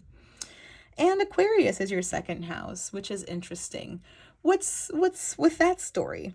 Maybe there is, I just thought about how Venus will be in your 8th house opposing the 2nd house. Maybe there's a question of what's mine in Aquarius, right? That 2nd house of my stuff, my values, my belongings, versus what I share with others in Leo.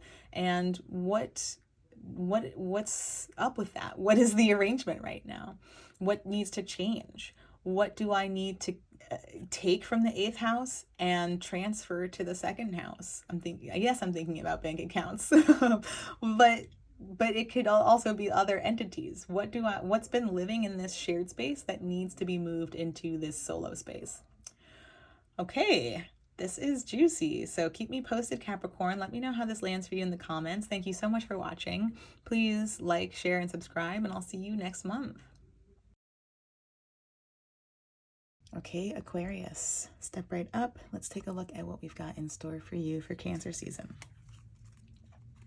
Now, as we move through Cancer season, the sun, the new moon, and later Mercury will be moving through your 6th house of time, routine, and the body, which puts the full moon as well as Pluto in your 12th house of karma, unconscious, and what it all really adds up to.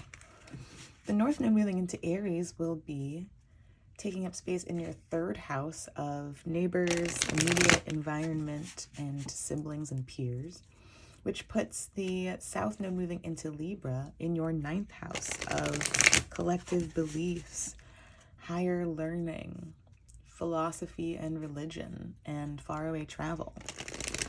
We have Venus stationing retrograde at the tail end of Cancer season in your 7th house of one-on-one relationships. Mars, meanwhile, is entering Virgo in your 8th house. And lastly, Neptune is stationing retrograde in Pisces in your 2nd house of personal resources. Okay, let's get a look at what the cards have in store for you. And all through the lens of the Chariot, who is inviting us to realign our conscious and unconscious instincts. Okay, so Aquarius, okay, we see that you are, okay, we've got multiple court cards and the 9 of Swords. Interesting. Okay, so we have court cards of different suits. Have fun. So one of the kind of simple rules that readers will abide by is that one court card in a reading tends to signify you, the individual seeking the guidance. Multiple court cards in a reading may represent you and other people who will come into this situation in some way. Let's dig deeper and get a sense of who is showing up here. The King of Swords absolutely indicates some mastery of truth, some kind of coming to a culmination of this journey of understanding the self, understanding how we process information, understanding how we master our internal mental landscape, as well as kind of guiding others to do the same for themselves. The Knight of Cups, meanwhile, is someone who is interested in demonstrating great emotional capacity. There's a phrase kind of wanting to sweep you off your feet with the Knight of Cups. There's some desire as well as capacity with the Knight. We're not the Page. This is not a new idea. This is, I have a plan. I have steps I want to take to demonstrate something emotional for you, to you. And then the Queen of Wands is someone who is deeply attuned with their creative powers. This is someone who is able to tap into the energies around them and channel that into something that they desire. Whether or not it's constructive or helpful to anyone else doesn't really matter. The Queen kind of self-possesses this magic and is able to create whatever is desired internally. So I'm curious to know which one of these might be you and which might be some of the people you are currently navigating in your sphere. I immediately think about Venus stationing retrograde in your 7th house, and it may be that some of the relationships to the people who may represent these entities to you might be changing in some way, evolving in some way. Maybe you are considering how you show up to your one-on-one relationships and what role you play for different people. Are you an arbiter of truth for some? Are you someone who creates whatever stirs the magic within you? Are you someone who steps up and demonstrates emotionally for others? I'm thinking about Mars entering into your 8th as well. And that's a very magical kind of subconscious psychological space. And that may be an indication of wanting to kind of carve out what is within that shared space for yourself. Maybe we're spending a little bit from that 8th house place in order to make some magic happen. Interesting to see the 9 of Swords here. We've got some big players, right? And maybe beneath these many roles, whether you are all of them or they are affiliated with people you're currently in alliances with, there's some buried sense of anxiety here. What are you fearing is manifesting? What is kind of this worst case scenario that feels like it's building up in some way? What if there's some connection between needing to play these roles and feeling further and further distanced from your true self, like we see here with this imprisoned perspective? The sun and the moon can't guide us, can't show us who we are. We are blocked out from our own light. We feel trapped. Let's roll some of these dice to get a sense of what other notes we may want to add into this equation. But it makes a lot of sense to me, thinking about how the full moon is going to be hanging out in your 12th house, the sun, this new moon, and eventually Mercury moving into your 6th. There's only so much time. We have only so much energy within our physical vessel.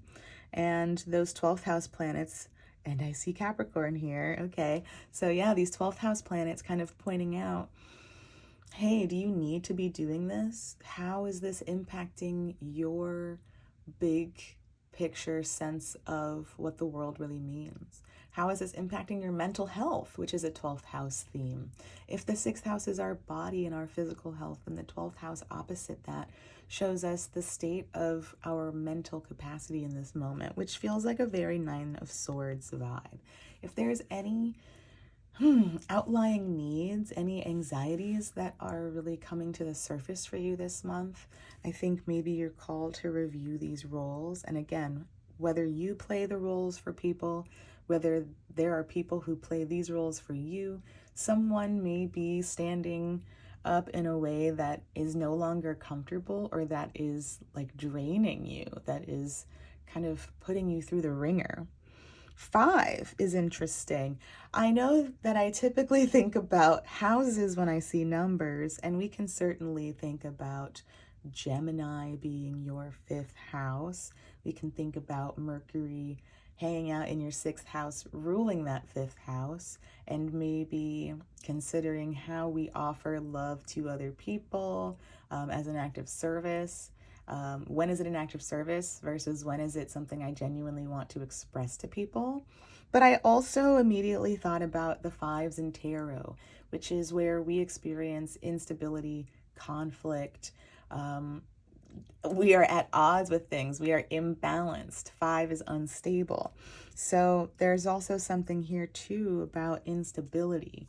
If we are kind of queuing this all up under the narrative of the Chariot, playing these roles, whether it's you or someone else, and harboring this deep-seated anxiety is definitely pulling us away from the instincts being aligned. That certainly indicates that there are needs that are currently being met in a way that does not serve us, and that's contributing to this feeling of anxiety.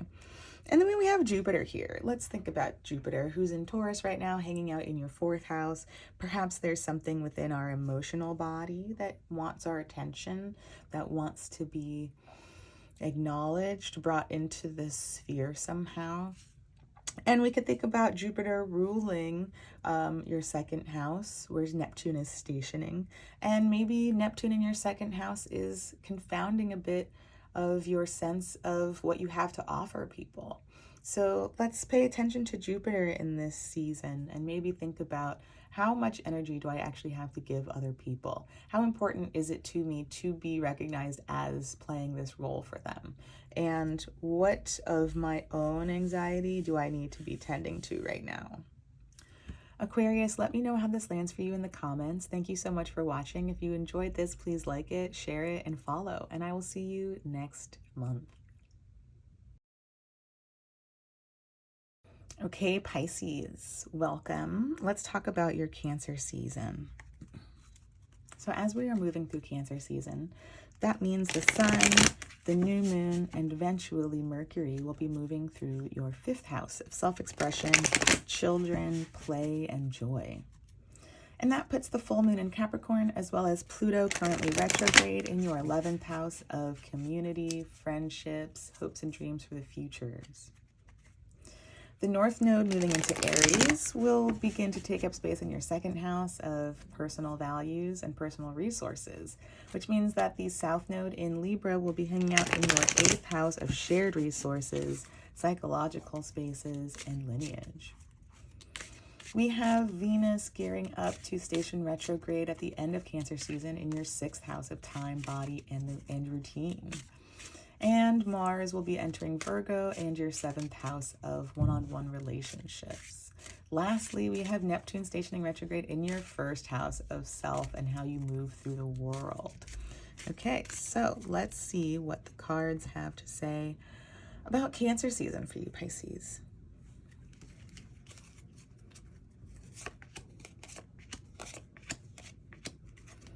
Okay, so, ooh, that's giving me very Leo vibes, 6th house vibes.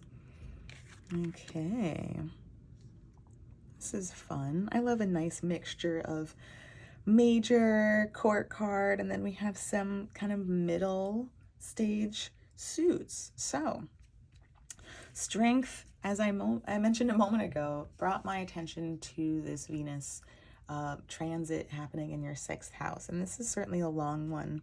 And this may be one places where this Venus retrograde might be less welcome or less exciting. We don't love a Venus retrograde in the 6th. It tends to mean that Venus is having to kind of work harder to make things happen. Venus doesn't love the 6th in general. Venus wants to be connecting with people and sharing the ideas, not necessarily behind the scenes doing the work. And so this may be a time when you are really paying attention to some of your inner processes. What happens within your body when you are kind of committing to this work?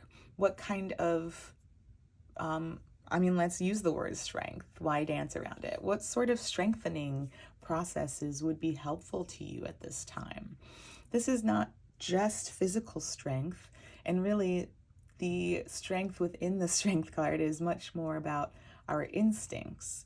But our instincts do live within our physical bodies, and our instincts are informed by some of those most basic needs. And when we ignore some of our basic needs, when we are undernourished, when we are under cared for, we feel our instincts sharpen. We feel our instincts go to a darker place. We may feel compelled to act in ways that are not in our genuine nature when we actually feel cared for, when we feel rested, when we feel nourished and cared for. So this time may be when you start to pay more attention to some of those 6th house needs, what your routine is asking from you at this time. And I love seeing the 7 of Pentacles because I think this is a tangible way to begin this process. And it really anchors the kind of physical 6th house part of what I'm describing here. Because Pentacles, we know, are physical. And the 7 is a period of assessment. We have tried a formula. We have planted some seeds. We have been testing out, watering them, giving them light. So we've created an arena for growth in the hopes that this formula will reveal something desirable. We are at a time where we are reflecting on this. Has this formula panned out the way that I hoped? This may connect with this 6th house vibe, and it also makes me think about Mars entering Virgo. If the formula is not correct, then I'm going to want to tweak it.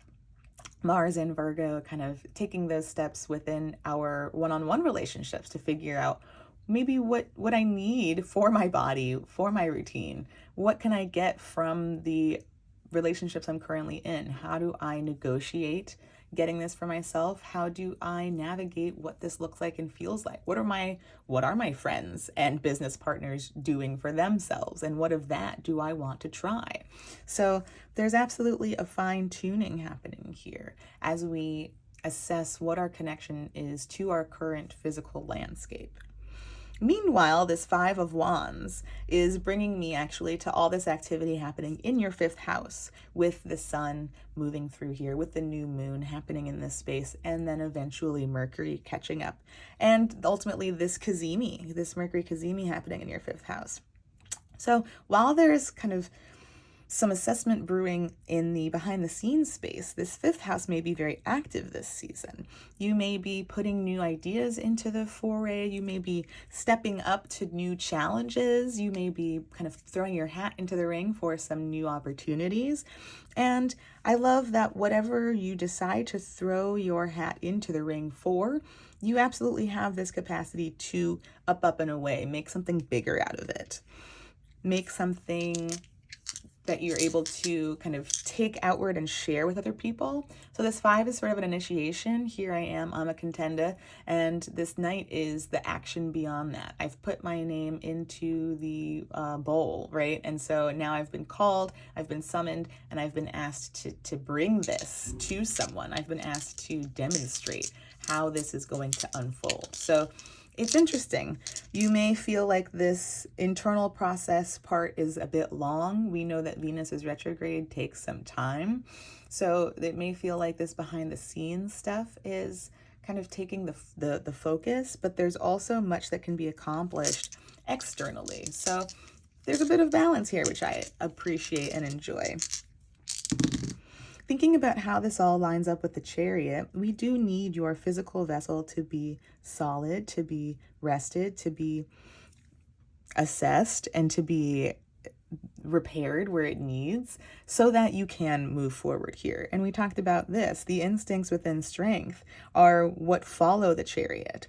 And so maybe you're going at the Chariot, we're working backwards a bit, where we are aligning some of how our instincts work within us, how we tame the beast within, if you will, and we kind of get to the beast by this Chariot process. So by working backwards, you're getting to know this beast, and you're seeing perhaps where it needs to be realigned, going back a step, which is very 7 of Pentacles. Wherever the formula is not working out, I'm going to go back one step, and I'm just going to retweak this formula, and so that we can start over.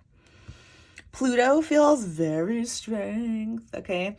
And Pluto is certainly, as we mentioned, hanging out in your 11th house now. It dipped into your 12th house for a moment. It has come back to finish up some business in your 11th house. Perhaps there is some theme around what communities you are a part of and what you do for those communities that you are now being asked to reflect on and assess. And we see Gemini here, which is your 4th house, your sort of private space. Mercury in the 5th in Cancer will be ruling this 4th house, and that may connect us back to this 5 of Wands and expression and what we are expressing. But what we are expressing may be connected to some of these more private processes around sort of our emotional body and how we take care of that emotional space. That's certainly part of the instinctual repair within strength.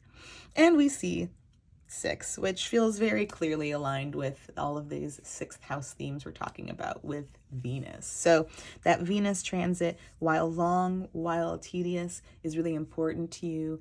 Venus here bringing in kindness and softness where there may have been, Leo as a 6th house is very hot and dry. So if you have been kind of depriving yourself of some of those softer textures, those softer essences, maybe giving yourself some of those. Okay, Leo, okay, Pisces, let me know how this lands for you in the comments. Thank you so much for watching. And if you enjoyed this, please like it, share it, and subscribe. I'll see you next month. Okay, Aries, let's take a look at what Cancer season has in store for you. So as we move through Cancer season, we'll have the sun, the new moon, and eventually, little stone, Mercury moving through your 4th house of emotional body, origin, and home. And that means the full moon in Capricorn, as well as Pluto retrograde, are going to be hanging out in your 10th house of legacy, career, and reputation. The North Node moving into Aries will be moving into your first house. Whoop-de-doo! And that means the South Node in Libra is going to be hanging out in your 7th house of one-on-one relationships, be they romantic, partner, business partner, friend, or enemy. We have Venus stationing retrograde at the very end of Cancer season in your 5th house of children, self-expression, and affection. And Mars will be entering Virgo in your 6th house of routine, time, and the body. And lastly, we have Neptune stationing retrograde in your 12th house of deep unconscious, of karma, and what it all adds up to. So let's take a look at what the cards have to say about Cancer season. And we'll be thinking about this through the lens of the Chariot, who is inviting us this year to realign our conscious and unconscious instincts. Okay, so, well, absolutely starting with a bang, aren't we? Because you're an Aries, baby. Okay, well, we've got some really calm energy, grounded Pentacles energy, framed by some more intense electric energy. So, our major arcana card here for this month is the Tower. And what could that be signaling? I'll absolutely think about the North Node shifting into your first house. And Aries, if you are someone who is ruled by a Mars that is not self-serving, and that is to say a Mars that might be in Aries or in a sign like Scorpio, where it has access to its tools, you may find this North Node shifting into your first house a very electric time. Mars in your 6th house, ruling you as well as ruling this incoming North Node, will be very eager to get a lot done.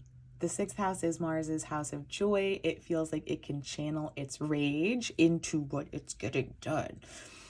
We love that as a capitalistic society. Your productivity is valuable to us. So that's something to keep in mind. Where is your productivity for others getting in the way of perhaps your own needs? Something's going to kind of come to a boil this month. If there's some sort of dynamic you've been ignoring, you will no longer be able to ignore it. If there's something that's been stirring within you that you've been trying to suppress, well, we know that's not healthy for an Aries, so something needs to come out this month. If it doesn't come out, it's going to come out some other way, kind of like whack-a-mole, right?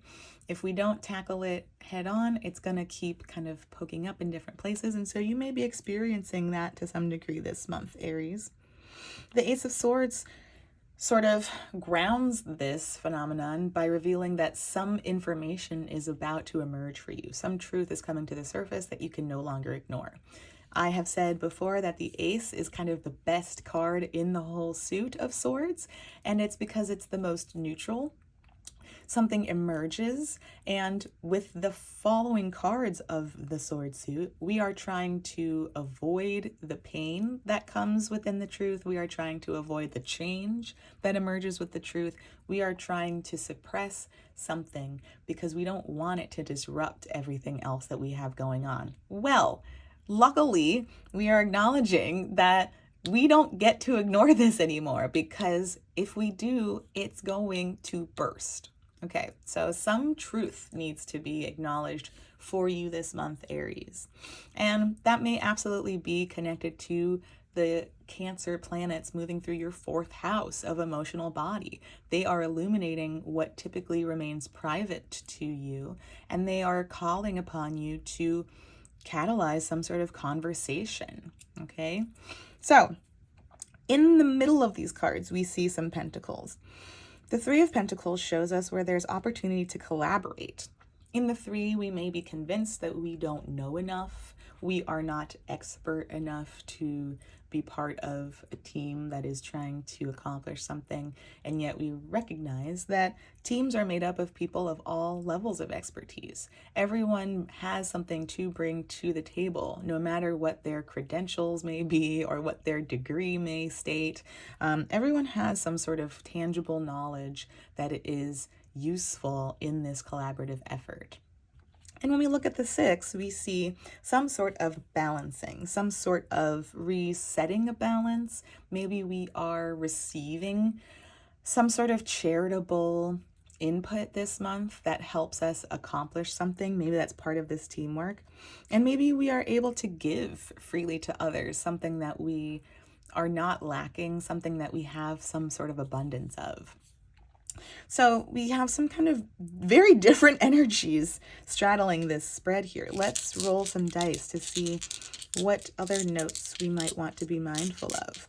I can certainly see where all of this lightning activity connects with the Chariot, for if you do not acknowledge what needs to be brought to the surface, you will certainly be steering a ship and being guided by these forces, whether you're aware of them or not. That's the fun of the Chariot. We are still moving forward, even if we don't acknowledge what's driving the car. We have Pluto here. We have the number 9, and we have Virgo. Okay, so I mentioned Pluto has just moved back into your 10th house. It's got some business to wrap up here. So there's something about your sense of reputation, what you think you're contributing here, what you think you're building over time, that contains some power, I believe, for you to reconcile. Do you think that how people speak about you has more power over you than your own efforts? Do you think that there's some amount of doom that awaits you if you don't do what others ask of you, or if you don't act in a way that others have laid out for you? These are some really deep, pervasive, powerful Pluto questions that the Sun and Mercury will be casting oppositions to from your 10th house.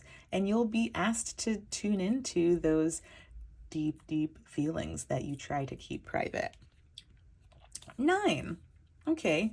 9 may be connected to your 9th house. Let's see. Sagittarius is your 9th house.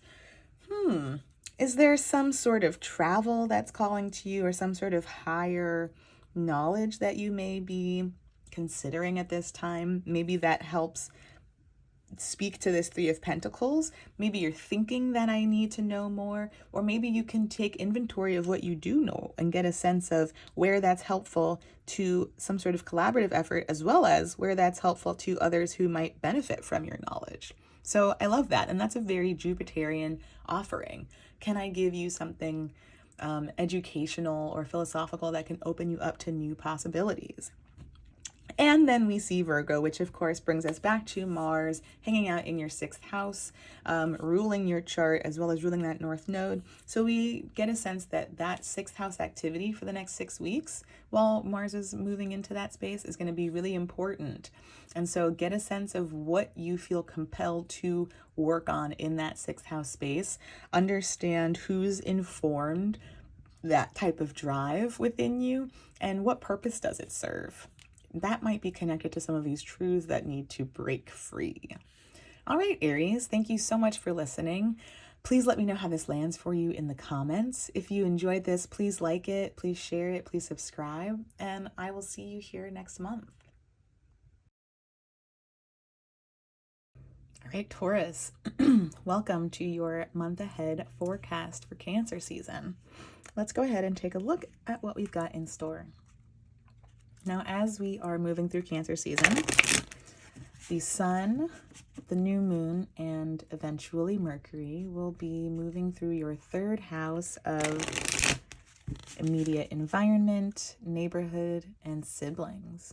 And this means the full moon in Capricorn, as well as Pluto, currently retrograde, are hanging out in your 9th house of faraway travel, philosophy, higher learning, and shared ideas.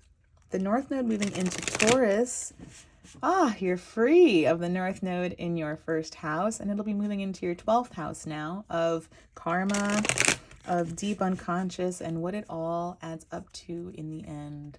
And that means that the South Node in Libra will be moving into your 6th house of time, body, and routine. Venus, meanwhile, will station retrograde at the end of Cancer season in your 4th house of home, emotional body, and origin. And Mars will move into your 5th house of self-expression and children and joy. Lastly, Neptune will station retrograde in your 11th house of friends, hopes and dreams for the future, and communities. So let's get an idea of what's in store for you, Taurus. Remembering that we're thinking about this through the lens of the Chariot, who invites us to align our conscious and unconscious instincts and drives. Okay, let's see what we got here. We have the Queen of Cups. How lovely is she? Okay, Eight of Wands, Justice. All right. Some big themes for you here.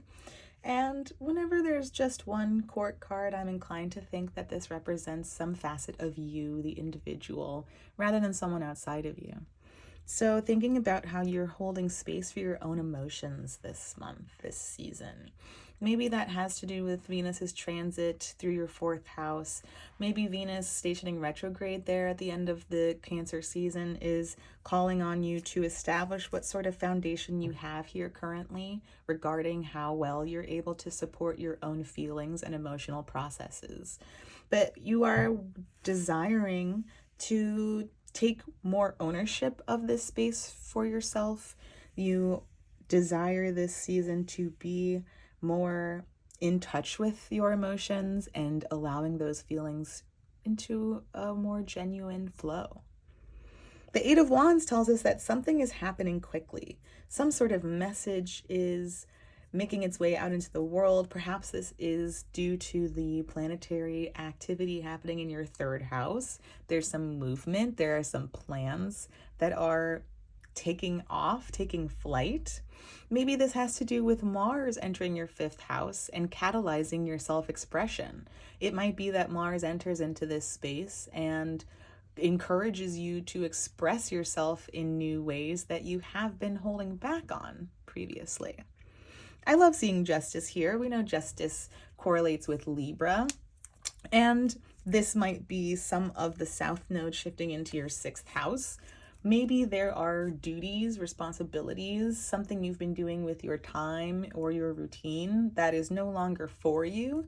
Maybe you've been carrying on with a routine because you've had to, and something sets this right this month.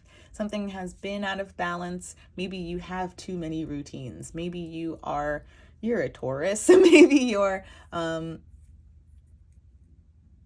you are recognizing that there's something different for your time, something different for your body to be experiencing, something that you no longer are in debt to. The 6th house is a house of unequal relationships. This is where we tend to be in service to others, and perhaps you've been in service in some way that is no longer right or has been out of balance for some time, and we start to see this being rectified this month. And the world shows us that something's coming to an end. Perhaps this connects with the North Node moving into your 6th house. Your 12th house. As the South Node moves into your 6th house and rectifies some sort of commitment to something bigger than you, maybe this allows something to come to an end in a larger, broader sense. The 12th house being kind of the final house of endings, freeing up some responsibility, recognizing that in the grand scheme of things, we don't need to be beholden to something like that anymore. But something is ready to come to a close. Something is ready to be wrapped up. Let's take a look at what the dice have to add to this narrative. But I see where Queen of Cups, representing perhaps this Venus retrograde that's imminent in your 4th house, certainly connects with this theme of the Chariot. If we are not able to hold space for our own emotions, those emotions may be clouding some of our drive and motivation. Those repressed emotions, those ignored emotions may be festering into something within us that actually has a hold on the steering wheel right now that we're not aware of. So by gaining deeper insight into this emotional process and by stepping into deeper ownership of it, there is absolutely a righting of this wheel, a setting things straight so that I am fully aware of what is guiding me toward whatever I'm moving toward. And we certainly see where these big themes like justice and the world would play a part in the Chariot. If there has been some imbalance in how you've been using your time, if there's been something unjust about the role you've been asked to play, that certainly allows something to end that frees up a lot of the unconscious space to take on a new direction, to decide what we are actually meant to be moving toward. Libra is here. Okay, so we are certainly thinking about this 6th house space. We are certainly thinking about what we are indebted to and where we may be free from those terms now. The number 3 is here, and we talked about how all of this Cancer activity will be happening in your 3rd house, and that certainly makes me think that something in your immediate environment or your neighborhood is starting to move quickly.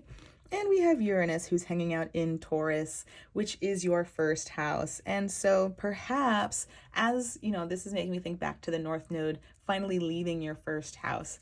Perhaps there is something that's able to emerge through your 1st house now that has been maybe in the works or has been quietly building up, kind of waiting in the wings, and is ready to shoot through you now.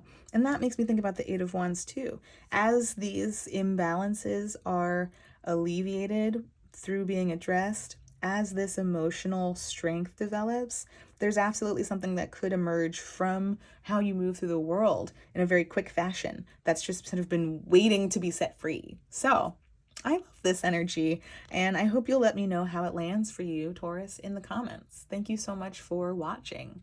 If you've enjoyed this, please like it, please share it, please subscribe, and I will see you here next month. Hello, Gemini. Welcome to your Cancer season forecast. Let's go ahead and see what is in store for you this month. Gemini, as we move through Cancer season, we see the sun, the new moon, and eventually Mercury moving through your 2nd house of personal values and resources. And that means the full moon in Capricorn, as well as Pluto currently retrograde, are hanging out in your 8th house of shared resources, of psychological complexes, and of regenerativity. We have the North Node entering Aries and occupying your 11th house of hopes and dreams for the future, of friends and communities, which means the South Node in Libra will be hanging out in your 5th house of self-expression, of children, of play and joy. Meanwhile, Venus is preparing to station retrograde at the end of Cancer season in your 3rd house of immediate environment, siblings, and neighborhood. Mars is entering your 4th house of emotional body, home, family, and origin. And last but not least, we have Neptune stationing retrograde in your 10th house of legacy, career, and reputation. So let's get a look at what the cards have to say about what Cancer season is bringing your way. Thinking about this through the lens of the Chariot, who is inviting us this year to realign our conscious and unconscious impulses and instincts. Okay. Ha ha ha. There's a reason why that voice came up, isn't there? Because we have the devil. Okay. Beautiful. The devil's one of my favorite cards. Does the devil scare you? Because I love the devil. And maybe that's because I'm a Capricorn. And, you know, that's fine. But I love the devil because it is always an invitation to check in with what we think has hold over us. And I'm emphasizing the word think. Now, we are humans who live in a world, okay? And that means that there are structures that do hold us, that we are bound to. Absolutely. I like to think about the 8th house joke about sex, death, and taxes, the inevitables of life. So being bound to something bigger than us is absolutely part of our fate, part of our story, something that we cannot escape. But we can get clear on what we are bound to and what we can separate from. While we cannot fully separate from the broader structures at play, we can isolate the certain elements of the structures that we think have the biggest hold on us psychologically, financially, many levels to the Devil card. And I like to think about how the call of materialism tends to want to trap us within these bounds of constraint. And we often feel crushed by the weight of whatever our relationship to capitalism as a structure is. So this month, Gemini, maybe we are thinking about this full moon in Capricorn, this Pluto retrograde who has dipped back into Capricorn, all hanging out in your 8th house space, all informing your current psychological complexes. What has a hold on you, Gemini? Pluto has come back here, dipping back into Capricorn for a few months. We'll have one more pass next year, all right? Pluto will re-enter Capricorn next year just to hang out at the final degree. So you're getting a couple final lessons here about what kind of vices actually hold you, Gemini. What kind of psychological activity has a hold on you? What do you feel like you can't possibly escape? And how can you look at that, lean into that, and find the escape route? Okay, this is work that may be bigger than this month alone. And again, I mentioned Pluto will be hanging out in your 8th house till the end of the year. It will re-enter Aquarius in January, but it will come back for just a spell next summer and fall. So you've got another full year of this journey, Pluto in here, and the full moon in Capricorn will be illuminating what in here you need to be paying attention to currently. All right. The 8 of Swords adds to this narrative that there's anxiety. There's a feeling of I'm trapped by this and I can't possibly get out. It feels like if we open our eyes, all of these boxes are going to just immediately close in on us. And so we feel the pressure mounting, and yet we remain ignorant to the source. We remain blind to what's actually holding us here. These cards have a lot in common. They're here to say, again, while there is only so much you can truly be free of in this world, there is more than what you think right now. And you need to get clear on that. We have some energy shifting with the second half of this spread because there is absolutely lightness that comes through with these cups.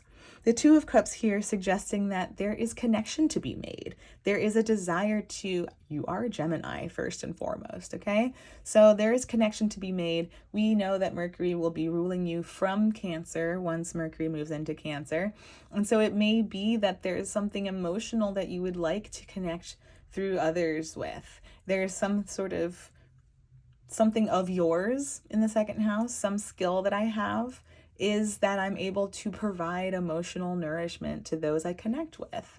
And perhaps that's something you want to develop more deeply. This second house material is what is opposite this 8th house material. So where the 8th house has you in a hold, thinking that you have to be bound to some of the behaviors you are currently steeped in, there's actually some other outlet for that mechanism, perhaps. Something that's all twisty and dark in the 8th house can be released in a beautiful, gentle way through what's happening in the second house. So I want you to follow those threads as they appear to you. And it may even be that what feels twisty is isolating you in the 8th house, preventing you from bonding with other people because you have bonded to something else that you think you need more than this emotional connection. And so it may be that the avenue out of this trap, of this vice hold, this grip, is through choosing to lean into those second house skills during this transit and using this material as what you connect with other people, talking about it rather than allowing it to feel like it's closing in on you, bringing in others to help process what's going on. That can be what's really helpful about the 8th house, is that we share that space with others. The 8th house can be a space of therapy, for example. So it might be that something you've been going through on your own, it's time to share that with someone else. This is beautiful. It leads us to this place of the King of Cups. So whether you are the King of Cups, there's no other court cards here, so it could be you. maybe you actually, by moving through this process, develop a mastery of your own emotions. And this mastery frees you from the mental hold of what these current themes represent to you. Or it could be that you seek out some other mentor, some other emotional respondent who is able to hold space for what you're going through. And it could be some combination of both. I love when we have either ors that kind of lead us to some middle ground. Perhaps this conversation facilitates a deeper growth. Perhaps this conversation is with someone who represents this King of Cups to you. And perhaps as you embark upon processing what this represents to you, you are able to both be the emotional support to others while also seeking out emotional support. And that would be an ideal situation because we do need balance, right? And that is some of the beauty of Gemini. I love thinking about this narrative in terms of the Chariot. There are absolutely direct themes here between what's psychologically happening within you and how that's informing where you think you're going or how you think you're currently approaching something that you desire. It's very important to get to the root of these by activating these processes so that we can clarify, bring this to the surface, hash it out, talk it out, so that we are made conscious of the forces that are at the wheel. Let's spin? I'm thinking of a different thing. Let's roll these dice and see what else they have to add to this narrative. We see Jupiter. Okay, we see Taurus, and Jupiter is currently hanging out in Taurus, and we see 11. All right, so this makes me think about the North Node shifting into your 11th house. It's time to open up to new possibilities for the future. The North Node here is asking you to initiate what you desire in this 11th house space, to stand out from your friends, to be a leader in your communities, and to be bold in what you wish for the future. So that certainly adds to this narrative of releasing the past and thinking about what's possible moving ahead, and thinking about Taurus, thinking about this Jupiter space. Okay, Taurus being your 12th house and Jupiter hanging out there currently. We certainly see that there are some themes from the 8th house carried over into that 12th house space where Jupiter is currently hanging out in Taurus.